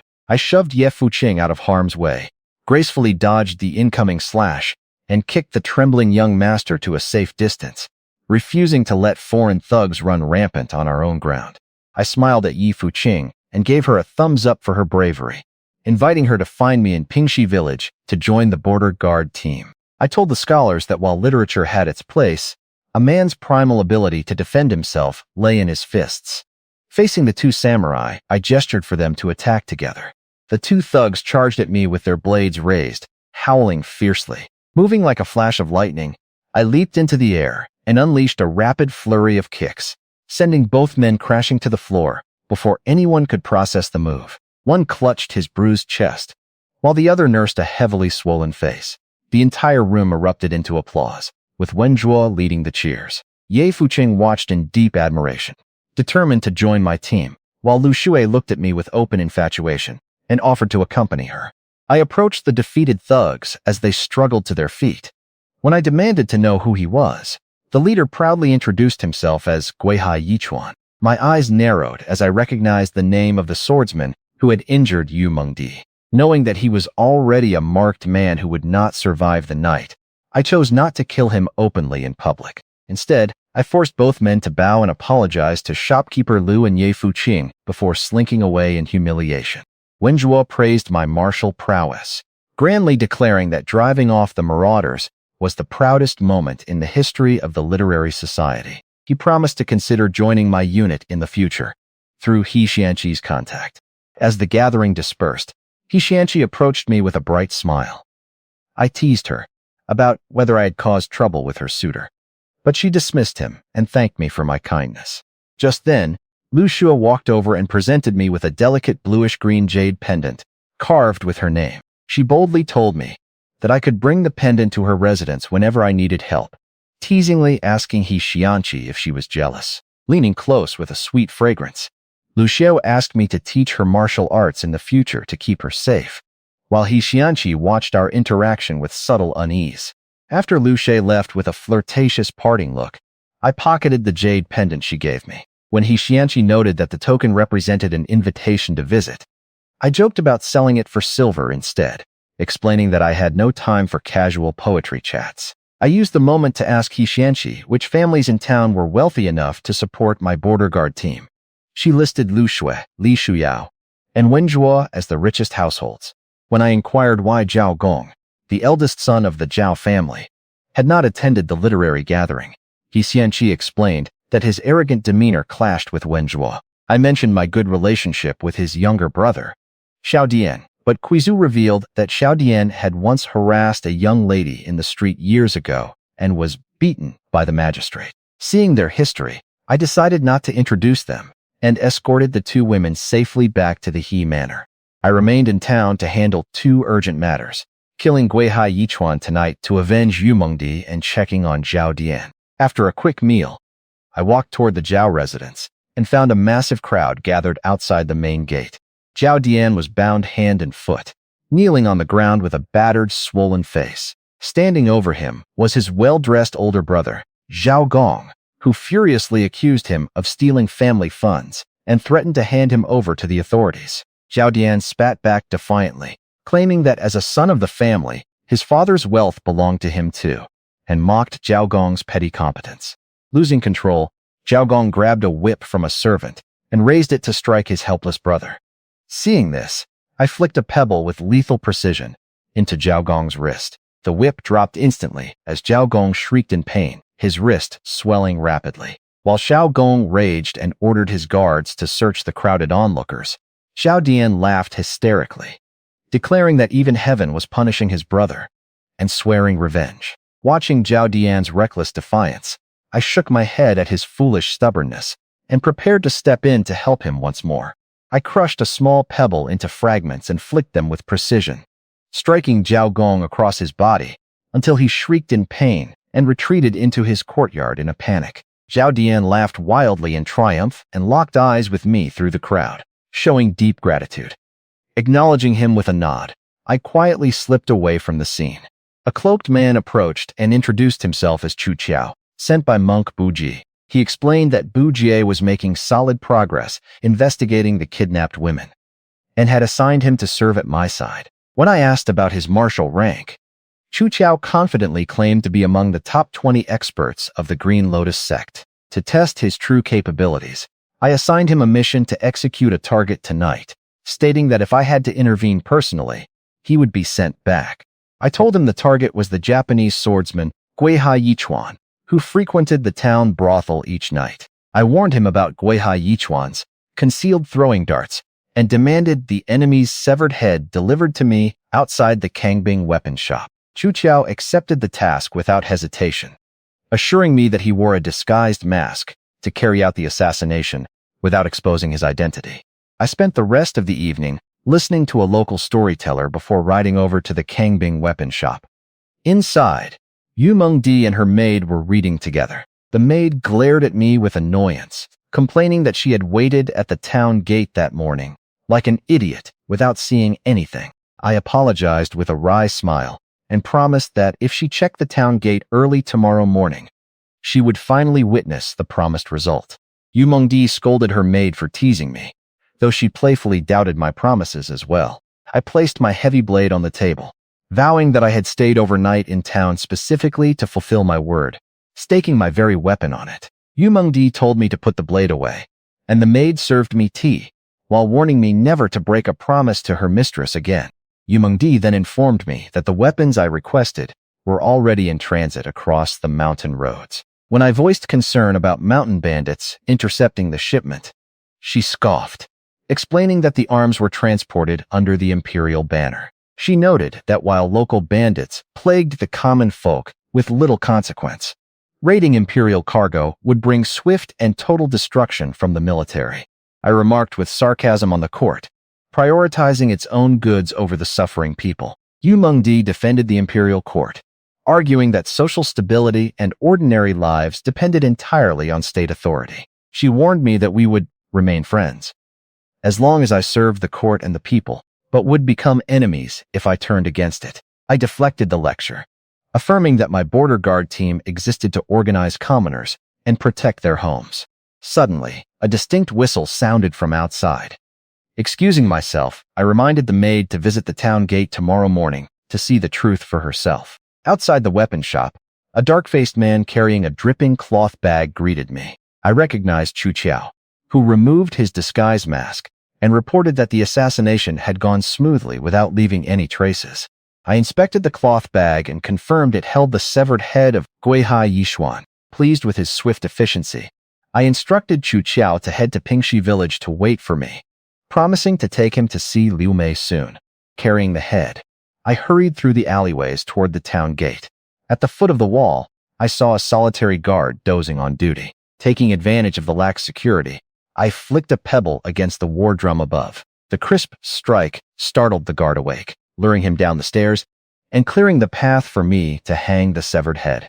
Taking advantage of the distraction, I scaled the city wall with agile movements and tied the severed head under the eaves of the gate tower. The placement ensured that the passing crowds would witness it first thing in the morning, raising local awareness of the growing foreign threat and building momentum for the border guard team. I then dropped silently to the ground, mounted my horse, and rode back to Pingxi village. Arriving home, I found Miao Cuihua and Chu Qiao waiting for me in the courtyard. Miao Cuihua looked much cleaner as she finished a bowl of porridge, while Su Muyue and the other women stayed discreetly in their rooms due to the late hour and the presence of male guests. Seeing Miao Cuihua declare her resolve to follow me, my mother mistakenly worried that I had brought home another wife. I clarified that Miao Cuihua was merely seeking work with the border guard team and introduced Chu Qiao as a capable helper. Relieved, my mother reminded me that Master Chen wanted to meet with me first thing tomorrow before she retired for the night. I gathered my heavy blade and hunting bow, telling both visitors to follow me up Qinglong Mountain to meet their destination. Chu Qiao was skeptical when he realized I intended to present Miao Cuihua as a disciple to Liu Mei, but I dismissed his doubts. We climbed the dark trails carefully until we reached the hidden cave where Liu Mei was staying. Spotting her leader safe and sound, Chu Qiao rushed forward and knelt in loyal greeting. I tossed Liu Mei a bag of pastries, which she quietly ate. Chu Qiao requested a private conversation with his sect leader, so I stepped back with Miao Cuihua. Sensing her nervous self-doubt about learning martial arts at her age, I reassured her that hard work and technique would compensate for lost time. I explained that my aggressive combat style was ill-suited for her, whereas Liu Mei's expertise in agile assassination techniques was ideal for a woman. Shortly after, Chu Chao finished his report and stepped aside with a knowing wink, while Liu Mei called out for me to come speak with her. I glared at Chu Chao as he stepped away, and he quickly raised his hands to signal that he had not shared any secrets. Giving Miao Cuihua a reassuring nod, I followed Liu Mei inside the secluded cave and handed over the wolf cub, Green. When Liu Mei questioned me for integrating her sect members into the border guard team without prior consultation, I explained my reasoning. I told her that imperial authorities hunted the Green Lotus sect even more aggressively than foreign invaders, and joining my official unit offered her followers a legal identity and a chance to live normal lives. My explanation softened her attitude, though the atmosphere remained tense when past encounters were brought up. I turned to the main reason for my visit and introduced the woman waiting outside. I proposed that Liu Mei take Miao Cuihua as an apprentice, explaining how I had rescued her from Japanese captors. Based on my past experience, I highlighted Miao Cuihua's natural emotional detachment toward death, pointing out that such cold resolve made her a born assassin. I emphasized that she needed proper moral guidance alongside combat training to ensure she became a disciplined weapon rather than an indiscriminate monster. Intrigued by my analysis, Liu Mei agreed to meet her. I called Miao Cuihua into the cave. Liu Mei openly revealed her identity as the wanted leader of the Green Lotus sect, warning that associating with her carried mortal danger. Miao Cuihua firmly replied that she feared nothing, seeking only the ability to survive with dignity and repay the life I had saved. Looking directly into Miao Cuihua's icy, resolute eyes, Liu Mei recognized her rare potential. She warned the girl that assassin training involved grueling physical and mental torment that could push her to the brink of despair. Miao Cuihua looked back at me and promised to endure any suffering as long as she could become the capable warrior I envisioned. Satisfied with her unyielding determination, Liu Mei accepted her. With my encouragement, Miao Cuihua knelt before Liu Mei, performed 3 formal kowtows, and addressed her as master, helping her new disciple to her feet with a genuine smile. Liu Mei remarked to me that, just as her own predecessor had once taken her in, she was now preparing the next heir for the future. When Liu Mei mentioned passing leadership of the Green Lotus sect to Miao Cuihua, I pointed out that since they were close in age, her disciple would be old by then too. Changing the subject, I asked about the sects standing in the martial world. Liu Mei explained that while most sects avoided them due to imperial crackdowns, they held a bitter feud with the Tianxing Society, another rebel group that engaged in ruthless pillaging and forced recruitment. I offered to help her take revenge on the Tianxing Society to prove my capability as a trusted partner. Liu Mei hesitated, worried about losing more of her people. I promised her that under my plan, the Tianxing Society would suffer massive losses, while the Green Lotus sect would not take a single casualty. She agreed, and I left Miao Cuihua in the cave under her direct training. Heading down the mountain with Chu Chao, I gave him his next assignment. Now completely loyal after seeing his leader safe, he awaited my orders. I instructed him to ride back to the county town overnight, meet monk Bu Jie, and bring back several skilled martial artists. I explained that with supplies arriving from the town, I would establish the border guard team base camp tomorrow, and I needed reliable experts to guard the compound. Chu Chao offered to secretly retrieve high-grade military bows and crossbows hidden by the Green Lotus sect at a county freight station, confirming that Liu Mei had already authorized the transfer. Thrilled by the prospect of acquiring heavy weaponry, I gave him 2 days to transport the equipment to Pingxi village. I warned him to remain cautious, reminding him that Imperial investigator Lin Dongfeng was still scouring the area. After watching Chu Chao ride off into the night, I made my way through the village to Yang Yumei's courtyard. I leaped over the wall and knocked gently on her door. Yang Yumei called out cautiously before opening up. Dressed neatly under the pale moonlight, seeing her beautiful yet slightly anxious face, I apologized for arriving so late after an exhausting day, eager to spend the rest of the night by her side. Yang Yumei teased me for arriving so late, but let me into her home. I carried her to the heated bed, and we spent a passionate night together. Resting in my arms afterward, she felt deeply fulfilled and shared what happened when my mother and Master Chen visited her earlier that day. My mother had laid down 3 specific conditions before allowing young Yume into the Lee family. First, she could not enter empty-handed and had to contribute 5 taels of silver. I playfully told her not to worry, since I had plenty of silver to cover it. Second, she had to clarify boundaries with her maternal family and stop sending them continuous financial support. I agreed, promising to help settle her family's land dispute first, and reassuring her that we would still take care of them privately if they treated her with genuine care. The third condition revealed my mother's traditional superstitions. Young Yume would only be formally wed and welcomed into the ancestral household if she gave birth to a son. If she had only daughters or remained childless, she would have to live outside the main family home. I felt helpless at my mother's stubborn preference for boys, knowing I would eventually need to change her mindset before more children arrived. Seeing young Yume's anxiety about conceiving a son, I comforted her with a kiss, promising that we would have plenty of children together and that my growing resources could easily provide for all of them. My confidence brought her immense relief, making her feel that our relationship was true compensation for all her past hardships. As the mood settled, young Yume leaned close and asked if a major war was approaching. She had heard rumors that the Rongdi tribes were unifying the northern grasslands and preparing to invade the Dagon dynasty, which would turn our very own Qinglong County into a frontline battlefield. I confirmed young Yume's fears about the coming conflict. I explained that an invasion was inevitable, which was the exact reason I was building the border guard team. I could not face tens of thousands of northern cavalry alone, but establishing an armed force allowed me to protect our people and secure our territory. In these rising troubled times, I aimed to hold Qinglong Mountain as our fortress, capable of supporting thousands of troops and resisting any large-scale siege. Stunned by my grand ambition, young Yume realized I was far from ordinary. I pulled her close, reminding her that my primary drive was to protect her and our home, before we returned to fulfilling my mother's wish for a grandchild.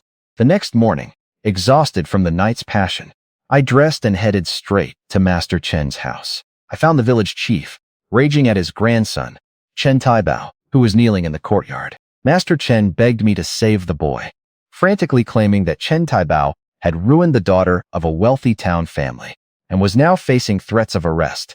Enraged by the thought of violence against a woman, I demanded answers.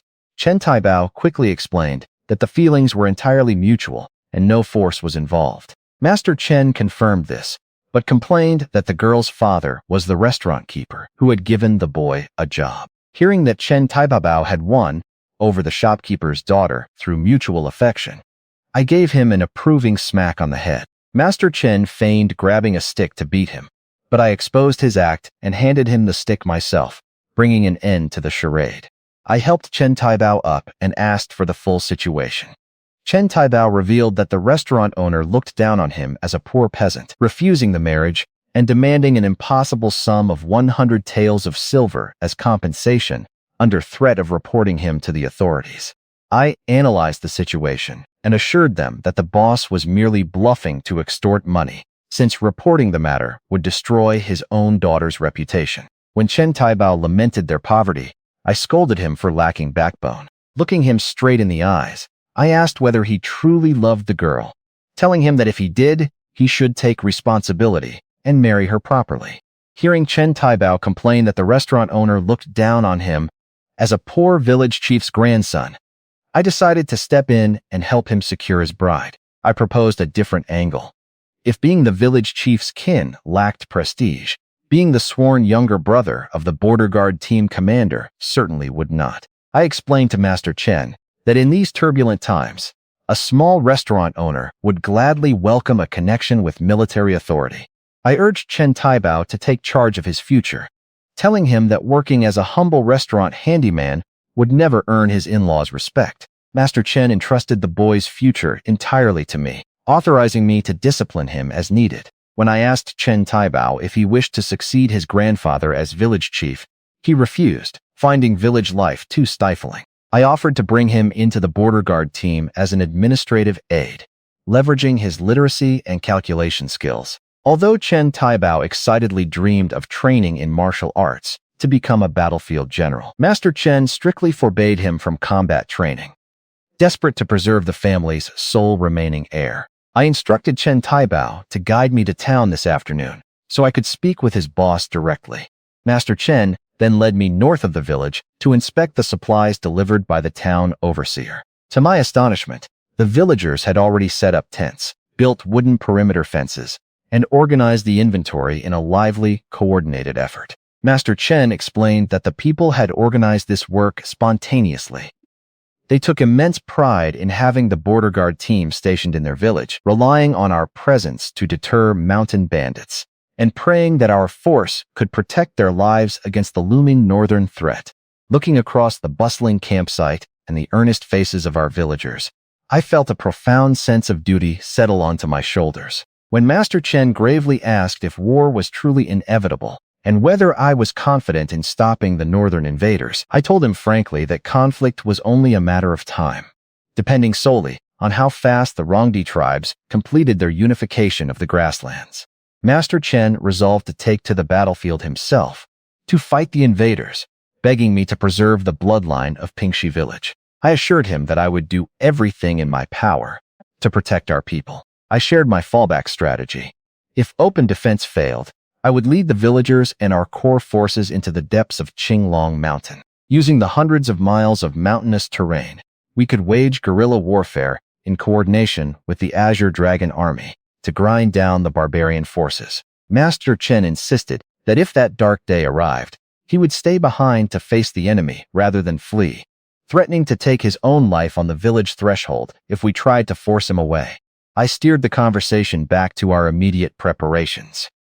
I explained that unifying the grassland tribes would take the Rongdi people at least 4 months. During this narrow window, we had to rapidly recruit soldiers, stockpile resources, and turn our border guard team into a formidable military force. My blood boiled with the ambition of commanding an army on my own terms, no longer content with merely reacting to external threats.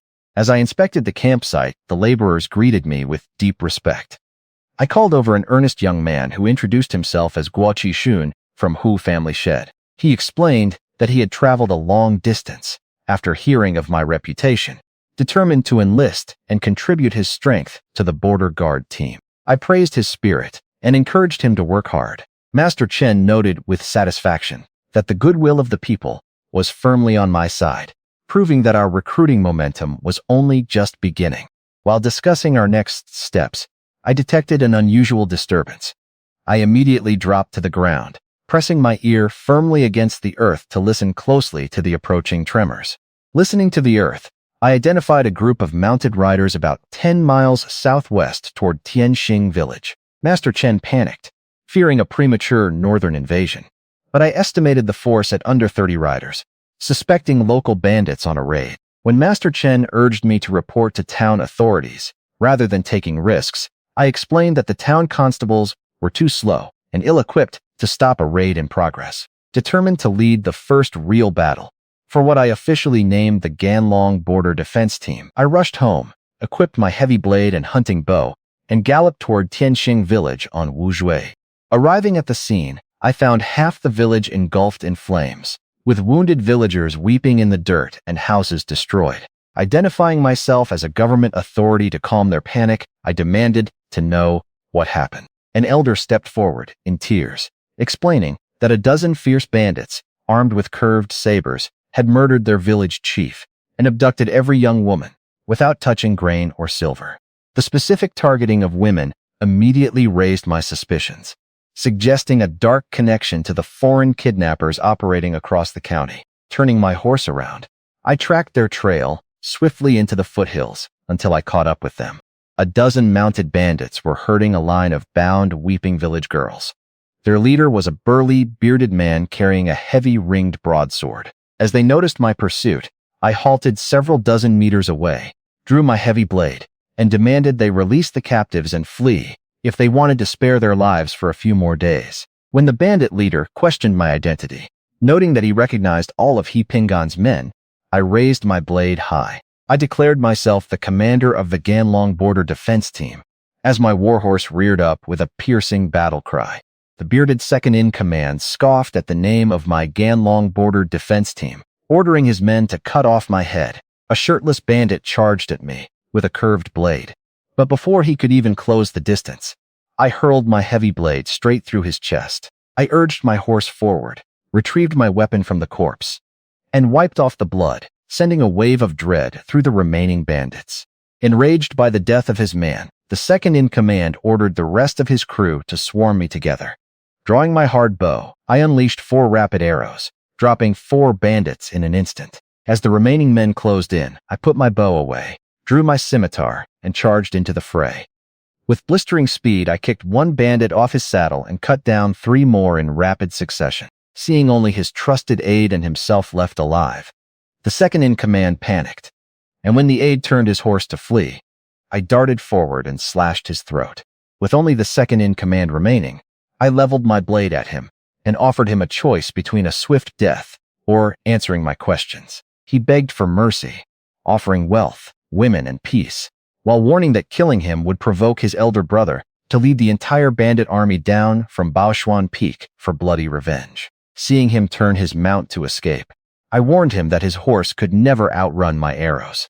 I feigned indifference, claiming I only cared about saving the village girls and would spare his life or even help him take over his gang if he told the truth. Convinced by my false promises, he agreed to talk. I asked directly why his gang worked with the Japanese invaders and whether the kidnapped women were being held at Baoshuan Peak. When he tried to deflect the question, I raised my weapon and made a move to strike, bluffing that I already had spies on his mountain. Terrified, he confessed that all the girls kidnapped by the Japanese were indeed held at their base on Baoshuan Peak. Having confirmed the crucial intelligence, my killing intent surged. I told him that harming our own people for foreign invaders deserved death 100 times over. I slashed him across the head, sending him screaming to the ground, and commanded Wu Jue to crush him beneath its heavy hooves, ending his life before turning my attention to the rescued village girls. I announced my name and village origin to the terrified girls, dismounting to cut their bindings, and assuring them that they were safe. I explicitly told them that I represented the Ganlong Border Defense Team. Doing good deeds in secret held no value for me, as this rescue was the ideal chance to spread the reputation of my new unit. I warned the girls to return home immediately and advised their families to relocate, since the bandit stronghold on Baoshuan Peak would inevitably seek revenge once the deaths were discovered. The girls knelt and kowtowed in deep gratitude before fleeing towards safety. I gathered all the captured bandit warhorses and led them back to Pingxi village, leaving the horses at our campsite to be tended by the organized villagers. Master Chen rushed over to ask what had happened. I explained that a dozen bandits from Baoshuan Peak had raided Tianxing village to kidnap young women, and that I had slaughtered every single raider to save the captives. When I mentioned that I had shared my identity with the victims, Master Chen slapped his forehead in panic. He worried that news would travel quickly, exposing our unarmed village to retaliation from the ruthless mountain bandits before our defenses were fully established. He urged me to take the initiative by using my hunter background to launch disruptive guerrilla harassment in the mountains, buying enough time for our border guard team to grow into a formidable force. I agreed with his cautious approach and promised not to let any bandit harm our village. After having lunch and spending time at home with my wives, I prepared to head into town with Chen Taibao. He dressed in a fine blue robe and drove the carriage, viewing this trip as his formal marriage proposal to the restaurant keeper's daughter. Along the way, Chen Taibao asked if we should buy expensive gifts to maintain proper etiquette. I told him not to waste any money on snobs. I explained that excessive politeness only invited disrespect from petty people, whereas displaying raw authority and leverage would command their utmost obedience. I tossed a peanut at the back of his head and assured him that if he followed my lead, his future father-in-law would gladly agree to the marriage without any resistance. Upon arriving in town, I casually tossed a generous tip to a tavern attendant to look after our carriage, leaving Chen Taibao staring in deep admiration. I told him that working diligently for me would soon earn him plenty of wealth and respect. I then outlined our schedule.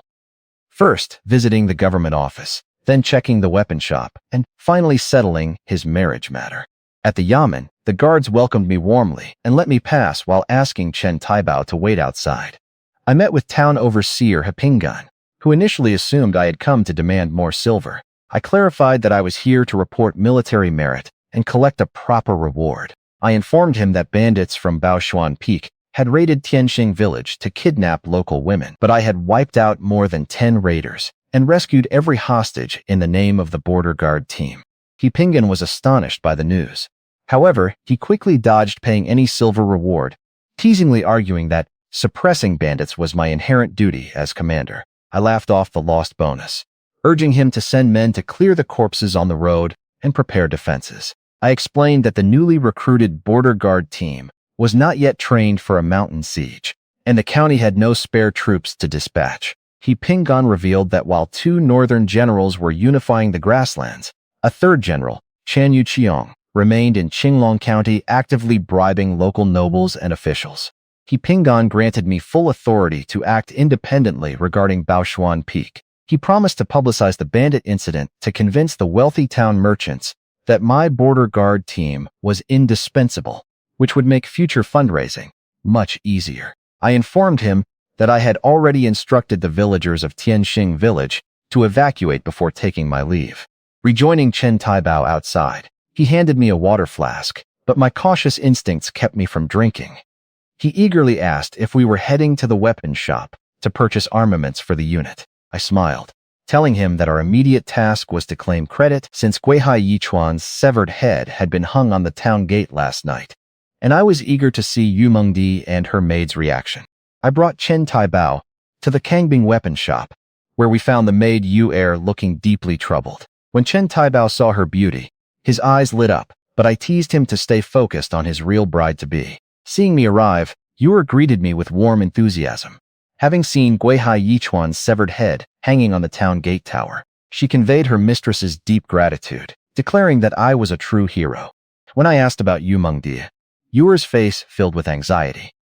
She explained that her mistress had received an urgent carrier pigeon message at noon and left in haste. Before leaving, Yu Mengdi instructed her to tell her friends to head toward Qingshu Ridge to assist her if she did not return before nightfall. Realizing she was in potential danger, I immediately ordered Yu Er to prepare a swift mount, a sharp blade, a powerful bow, and 20 arrows. I vowed that if Yu Mengdi did not return by dark, I would ride out to rescue her myself.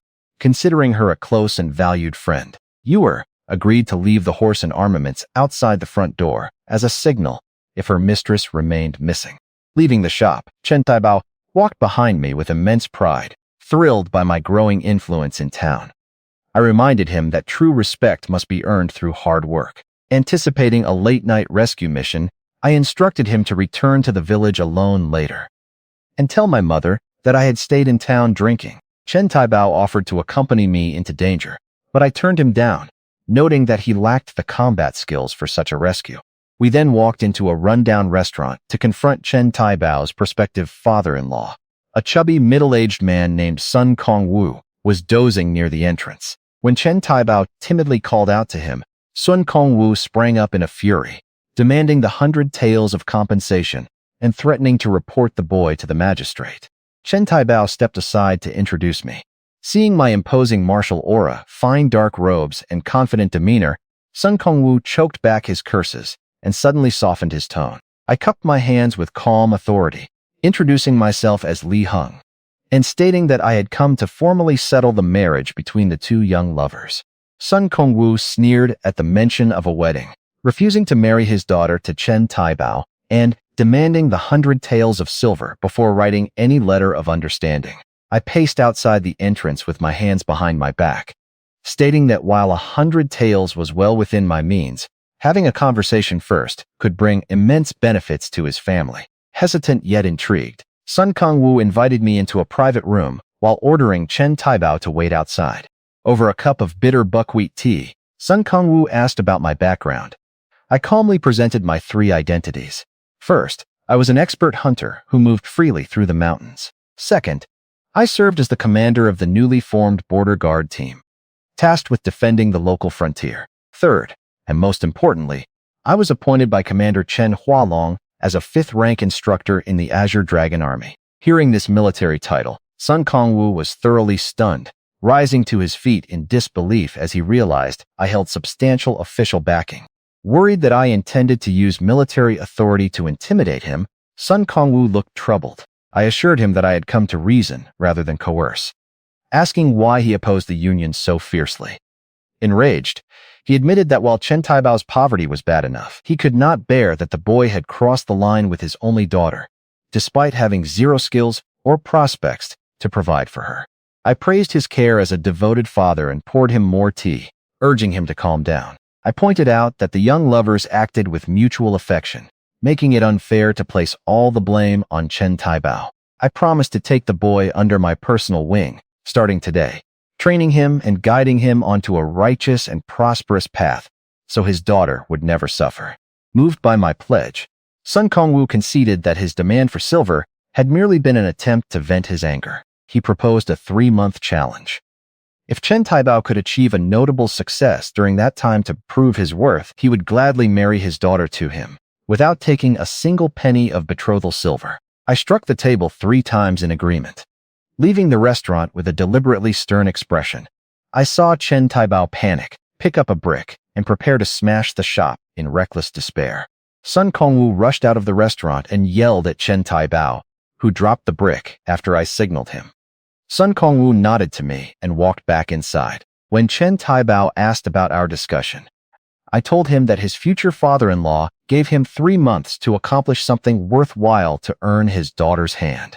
I advised Chen Taibao that Sun Kongwu cared about family reputation and wanted his daughter to marry someone respectable. Although Chen Taibao eagerly suggested learning martial arts to fight bandits, I pointed out that 3 months was too short to master combat. I advised him instead to work diligently beside me in the border guard team, building an indispensable administrative reputation that would bring genuine prestige. Convinced, Chen Taibao promised to report to the camp tomorrow. Walking back toward the weapons shop, my heart sank when I spotted the saddled horse, broadsword, and bow waiting outside. The prepared equipment meant Yu Mengdie had failed to return, signaling that she was in real danger. Though setting off before nightfall risked a wasted trip, I knew that reaching Qingshu Ridge quickly was critical for her safety. Grateful for her past support, I refused to stand by idly.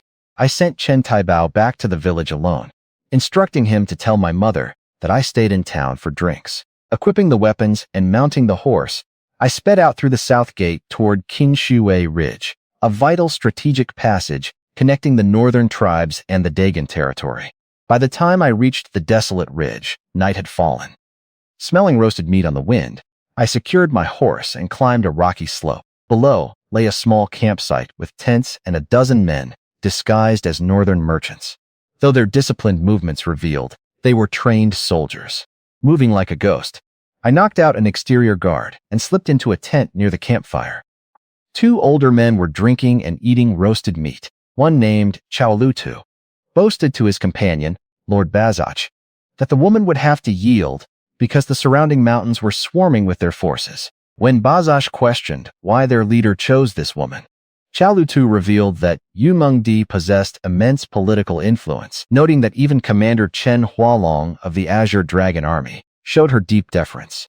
Overhearing the enemy commanders, I learned that they considered Commander Chen Hualong a major obstacle, though they planned to overwhelm his 10,000-strong Azure Dragon Army with massive numbers.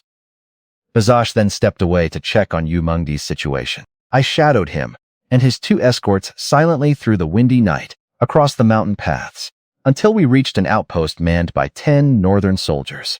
The sentries reported that Yu Mengdi and her guards had remained quiet atop the opposite peak for hours. Bazach ordered a strict siege to cut off their food and water, explaining that an all-out assault was too risky because her guards were elite troops armed with powerful bows. Furthermore, they needed to capture her alive to fulfill their grand scheme.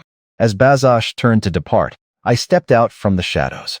The soldiers drew their weapons to surround me, but I charged forward without hesitation. Moving with lethal speed, I cut down all 12 enemy soldiers in swift succession. Before Bazach could recover from the shock, I stepped up and slit his throat, wiping the blood from my broadsword.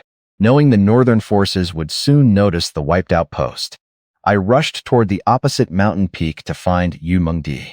After navigating the rugged cliffs, an archer emerged from behind the rocks and drew his bow at me. I announced my name and explained that I had ridden from the weapons shop to assist them. Recognizing who I was, the guard lowered his bow and led me to the summit. I found Yu Mengdi dressed in warm traveling clothes and calmly drinking hot tea, protected by dozens of heavily armed veterans. Surprised to see me, she stood up to greet me. I smiled wryly, telling her that had I known she was so composed, I would not have hurried across the mountains. I explained that Yuer had alerted me to the carrier pigeon message, warning her that the entire ridge was swarming with northern patrols, and that our only window to break through the encirclement was tonight. I revealed to Yu Mengdi that I had already killed the northern spy commander Bazash and wiped out the 10-man sentry squad, watching her from the opposite peak. Astonished, Yu Mengdi praised my timing, explaining that Bazash and Chaolutu had long plotted against her to seize copper, iron, and smelting techniques for their tribal forces. I warned her that with Bazash dead, our window to escape was closing fast. Once dawn broke and the main northern army assembled, our small group would be easily overrun. Pointing out that the northern exit was crawling with enemy patrols, I proposed an unexpected escape route, heading south directly into tribal territory under cover of darkness, before circling back toward Qinglong County, relying on the principle that the most dangerous place is often the safest. When she rejected a secondary plan to disguise ourselves while abandoning the rest of the unit, I respected her loyalty to her men. To make our southward breakout succeed, I insisted that a rear guard remain on the summit to maintain the illusion of an active camp and draw enemy attention. Yu Mengdi fiercely opposed, sending her men to certain death. But a veteran middle-aged guard stepped forward and agreed with my assessment. He urged his mistress to abandon soft-hearted hesitation, reminding her that achieving great things required ruthless resolve. The veteran and 4 older soldiers volunteered to stay behind, handing over their excess rations and water to the main group while entrusting Yu Mengdi's safety to me. I instructed the 5 volunteers to don captured northern military uniforms. I advised them to light signal fires and unleash their entire supply of arrows when the enemy assaulted the peak tomorrow. Rather than staying to die, they were to scatter individually down the mountain, giving each man at least a fighting chance at survival.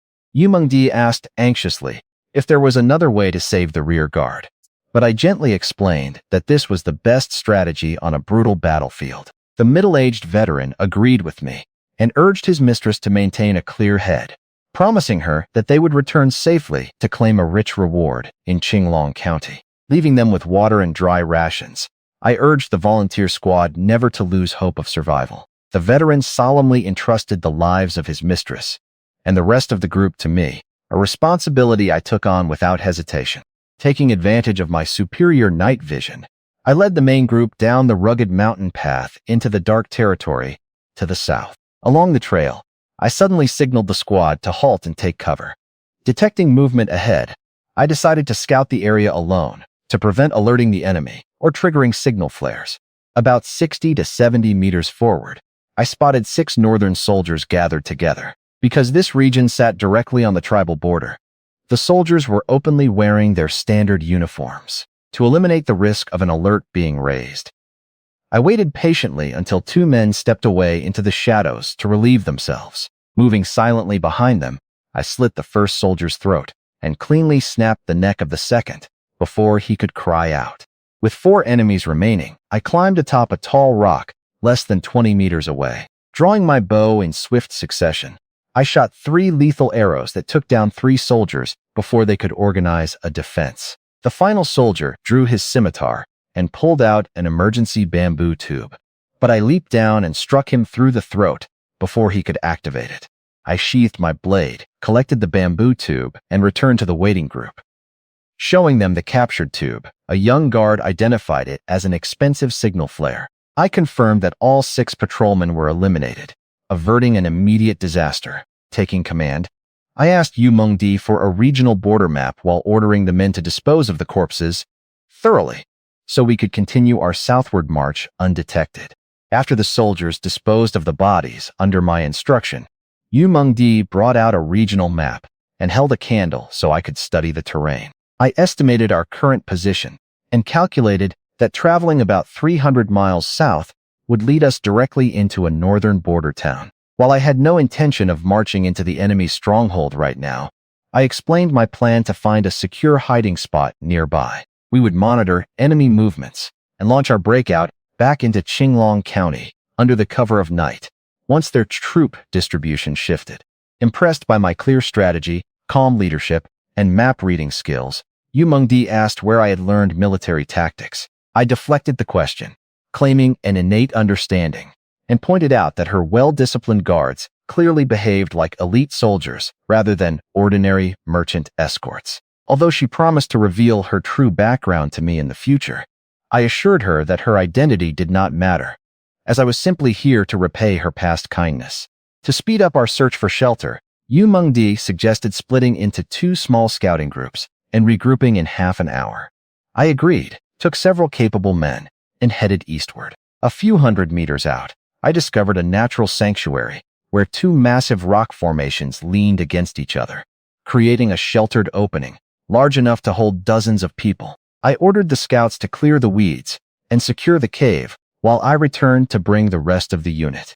Upon returning to the meeting point, I found the men pacing nervously around Yu Mengdi, who lay pale, sweating, and weakened on the ground. The guards frantically reported that she had been bitten by a snake.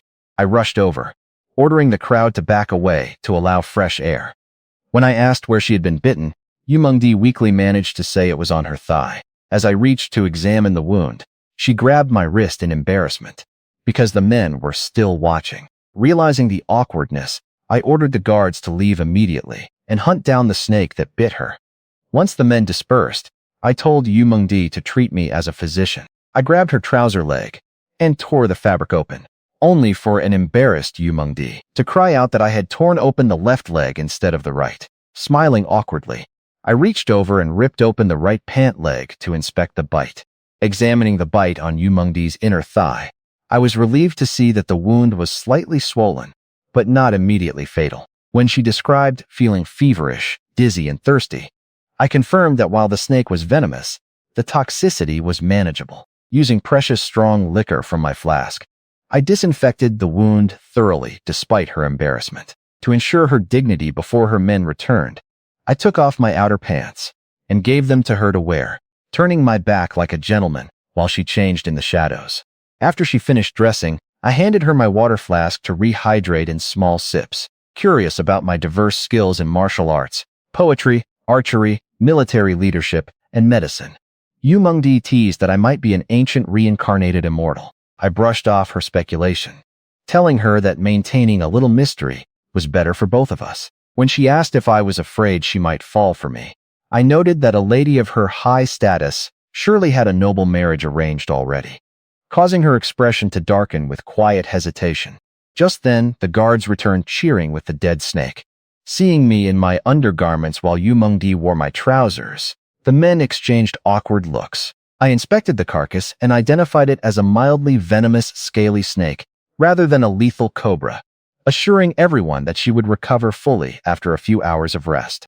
I ordered the squad to move out toward the natural sanctuary I had located earlier, to prevent the venom from circulating through physical exertion, and to navigate the treacherous dark slopes safely. I bent down and carried Yu Mengdi on my back. Despite carrying her weight, I moved with rapid speed across the rugged mountain trails, deliberately pacing myself so the guards could keep up. However, just as we approached the hill near the shelter, I sensed immediate danger and abruptly halted our advance. Lowering Yu Mengdi to the ground, I reached into the tall grass and pulled out a spiked iron caltrop designed to disable warhorses. When the soldiers asked in amazement how I detected the hidden hazard in the dark, I casually claimed I had brushed against it, choosing not to explain my sharpened survival instincts. I warned the men to step carefully, noting that crippling a foot on an iron spike in enemy territory would turn anyone into a fatal liability. Proceeding cautiously, I led the squad into the sheltered rock formation, which the advance party had already cleared. Yu Mengdi sighed with relief, remarking that my discovery was a true blessing. I reminded her not to celebrate too early, pointing out that our scarce rations would never sustain dozens of troops on a long trek. She placed complete trust in my ability to find a solution. I organized rotating 3-man watch shifts for 2-hour intervals, allowing the rest of the unit to rest while I immediately fell into a deep, restful sleep. When a scout approached to wake me with a report, Yu Mengdi quietly waved him off ensuring I got the rest I needed after hours of riding, tracking, fighting, and carrying her over the mountains. I woke up shortly before daybreak, feeling fully refreshed. Seeing Yu Mengdi awake beside me, I sat down and teased her about her unusually gentle tone. She admitted her restless worry over the rear guard left behind on the peak, vowing to make the northern invaders pay for this ordeal with interest. I advised her to close her eyes and rest while I handled our supply problem. Stepping out of the sanctuary, the guard stood up with genuine reverence. When I asked about our remaining provisions, a scout admitted we had less than a single meal left, with everyone rationing tiny bites. I picked up my hunting bow and quiver, pointing toward a wooded area to the southeast, where we could hunt for fresh meat. When a young soldier expressed panic about being spotted in enemy territory, I drew an arrow, pulled the bowstring taut, and launched it forward. I told them not to fear, promising that as long as they followed my lead, I would keep them completely safe. I brought 4 strong young men to the edge of the forest, which spanned about 10 miles around. Leaning against a withered tree, I instructed them that hunting in enemy territory followed the exact principles of military combat, securing safety first and eliminating targets with minimal risk. I ordered them to scout the forest thoroughly within 30 minutes for any traces of northern soldiers. If they found 5 or fewer scouts, we could engage, but they had to retreat and report back if larger forces were present. The 4 disciplined soldiers accepted the task immediately and fanned out into the woods. While waiting, I moved through the nearby trees and bagged several pheasants using my bow, tying them with sturdy vines. The forest had plenty of wild game to sustain our group for days. When the half-hour mark passed, the 4 scouts returned on time, confirming that the woods were completely free of enemy presence or human activity.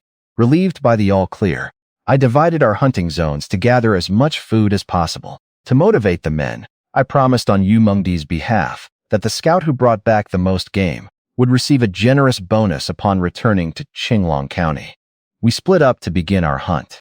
I climbed a tall tree, clamped my legs onto the trunk, and slammed my palm with internal force against the bark. The heavy vibration shook the canopy, startling dozens of undisturbed pheasants and rabbits into the open.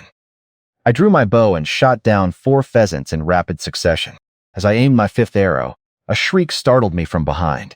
Turning around, I saw a white-furred monkey perched on a branch, baring its teeth. I aimed my bow to scare it off, refusing to kill a primate for food. Instead of fleeing, the creature flashed an eerily human-like smirk and mirrored my waving gestures. Intrigued, I slid down the trunk, and the white monkey slid down right after me, copying my movements with uncanny accuracy. Playing along, I beckoned for it to step closer. To my utter shock, the monkey leaped up, bared its sharp fangs, and let out a hoarse human battle cry, yelling the name Zhang Xianzu, and screaming that it would rather die than surrender. I fell back onto the ground in absolute disbelief as the monkey pointed and laughed at my stunned reaction. My curiosity thoroughly aroused, I began channeling the Taoist heart method to exert spiritual pressure on the creature. Just then, one of my scouts emerged from the brush shouting for me, and the startled white monkey vanished into the thick canopy like a streak of lightning. A young scout arrived to report that they had spotted a herd of about 30 wild deer deeper in the forest. He excitedly suggested driving the entire herd back to camp to sustain us long-term. I rejected the impractical idea, explaining that we could not control dozens of animals and only needed enough meat for our immediate journey. When we reached the herd, the scouts urged me to target either the massive stag leading the group or a heavily pregnant doe. I advised against shooting the herd's vital leader, or the doe, choosing instead a healthy, non-pregnant female. Drawing my bow, I brought it down with a single clean shot, while the rest of the herd scattered into the trees. The soldiers carried the carcass back to our rocky shelter to dress the meat. Yu Mengdi pointed out that building an open campfire would produce rising smoke, alerting nearby enemy patrols and risking our location. When the soldiers worried they would have to eat raw venison, I teased Yu Mengdi to take the first bite before reassuring everyone that I had a proper military solution. I used our digging tools to construct a concealed, subterranean smokeless stove. I carved out a sunken fire pit connected to earthen trenches that trapped and dissipated all smoke underground. Once I lit the fire and began grilling slices of venison on the tip of my blade, The men watched in amazement as the fire burned without releasing a visible plume into the sky. Yu Mengdi observed my craftsmanship in silence, deeply impressed by how valuable such an ingenious survival technique would be for the Imperial Army. I handed her a freshly grilled piece of meat, but she gagged after a few small bites. A guard explained that his mistress never ate meat aside from fish, realizing fresh fish was impossible to find in this rugged border region. I reached into my pocket and handed her a small snack wrapped in oil paper, promising to gather vegetarian food for her later. I opened the paper wrapper and handed the pastry to Yu Mengdi. She recognized it as cinnamon cake, also known as daughter cake, explaining with a playful smile that a Dagon woman only bakes this treat once in her lifetime for the man she loves. Guessing that Xianqi had given it to me, she teased me for being oblivious before eating it in small bites. I sat beside her and asked if she had ever heard of a talking monkey. Yu Mengdi explained that two rare species possessed the intelligence to mimic speech and practice martial arts: the white Wanxiang monkey and the yellow snakebone monkey, both so scarce that only a few were kept in the imperial palace. I shared my encounter with the white monkey in the forest, imitating how it had bared its teeth, and shouted that it, Zhang Xianzu, would rather die than surrender. Hearing that specific name, Yu Mengdi dropped her pastry in shock, grabbing my sleeve with a trembling hand to confirm the words. Sensing the sensitivity of the topic, she motioned for us to speak privately inside the shelter.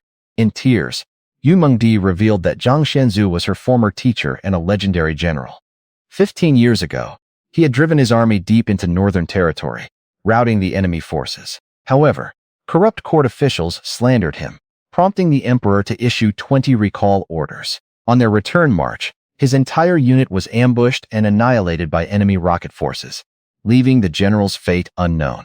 Remembering that a white monkey had accompanied him during her childhood, she realized her teacher had made his final stand in that very forest. Connecting the story to the famous folk hero known across Dagon as the Black-Faced General, I understood her deep grief. Weeping, Yu Mengdi asked me to guide her to the site of her teacher's final battle so she could pay her respects and attempt to retrieve the monkey. I agreed to lead the way, noting that capturing such an agile creature would depend on fate, though I was fully confident in subduing it if we got within 20 meters. I led Yu Mengdi toward the woods, matching her pace as we talked. When she expressed amazement at my extraordinary martial arts, tactical experience, and mysterious background, I countered that she was equally secretive about her true identity. Acknowledging her secrecy, Yu Mengdi promised to stop prying into my background until she was ready to reveal her own, while I assured her that I had come solely to help a friend.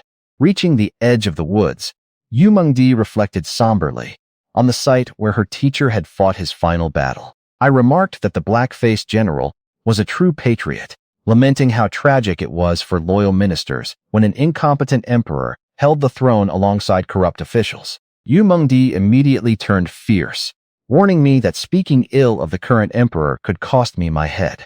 Her extreme reaction alerted me to her potential ties to the royal court, reminding me to remain guarded. I softened my stance, acknowledging that while it was too late to save the fallen general, the emperor could still redeem himself in the eyes of the people by securing their welfare. Impressed by my perspective, Yu Mengdi asked why someone with my talent, ambition, and passion refused to serve the imperial court. I told her bluntly that I would never accept a pointless sacrifice like General Zhang, adding that if the court ever betrayed me, I would return to the capital and drag the emperor off his throne myself. Seeing her stunned expression, I laughed it off as a joke, though my underlying resolve remained firm. We moved deeper into the forest to track the white Wanxiang monkey. But ordinary searching yielded nothing. I stopped and asked what the creature liked to eat so we could lure it into the open. Yu Mengdi remembered that her teacher had specifically described the Wanxiang monkey as a strict carnivore that fed only on raw meat and blood. Realizing we had an easy way to bait the monkey, I prepared to unstring my bow and hunt fresh game. However, before I could take another step, my eyes caught sight of something startling ahead, and my expression instantly changed. A massive striped tiger appeared on the slope behind us, eyeing us with quiet curiosity. When Yu Mengdi panicked and prepared to run, I grabbed her arm and ordered her to hold still to avoid provoking the beast. I drew an arrow and prepared my bow just in case, Knowing a close-quarters fight against a fully grown predator would be extremely dangerous. Fortunately, the tiger exhaled a burst of mist, shook its heavy head, and walked away into the brush, allowing us to breathe a sigh of relief. Yu Mengdi suggested bringing our soldiers into the woods to protect us from predators, but I explained that a large group of men would frighten the white monkey away. I set a firm deadline. We would search until dusk and leave before nighttime made the forest too dangerous. Recalling that the Wanjiang monkey was a carnivore, I realized the scent of blood from my earlier pheasant kills had drawn it out. An older monkey might struggle to catch fast game, making fresh bait the perfect lure. I spotted a colorful bird perched on a branch, took aim, and brought it down with a single clean shot, letting the fresh scent spread through the area. As we waited for the scent to work, I outlined our next move. I planned to scout Qingshu A Ridge alone the following morning. I reasoned that once the northern forces stormed the peak and found Yu Mengdi missing, they would assume she had already escaped back to Dagon and withdraw their troops. Yu Mengdi remained anxious about the safety of her rear guard, but I reminded her that worrying changed nothing. Suddenly, my eyes caught movement in the canopy. The snow-white monkey swung across the vines toward our bait. When Yu Mengdi moved forward in excitement, I blocked her with my arm, warning her that moving recklessly would spook the creature. Begging me to help capture her teacher's last companion, she stepped back as I stepped forward, quietly toward the white monkey.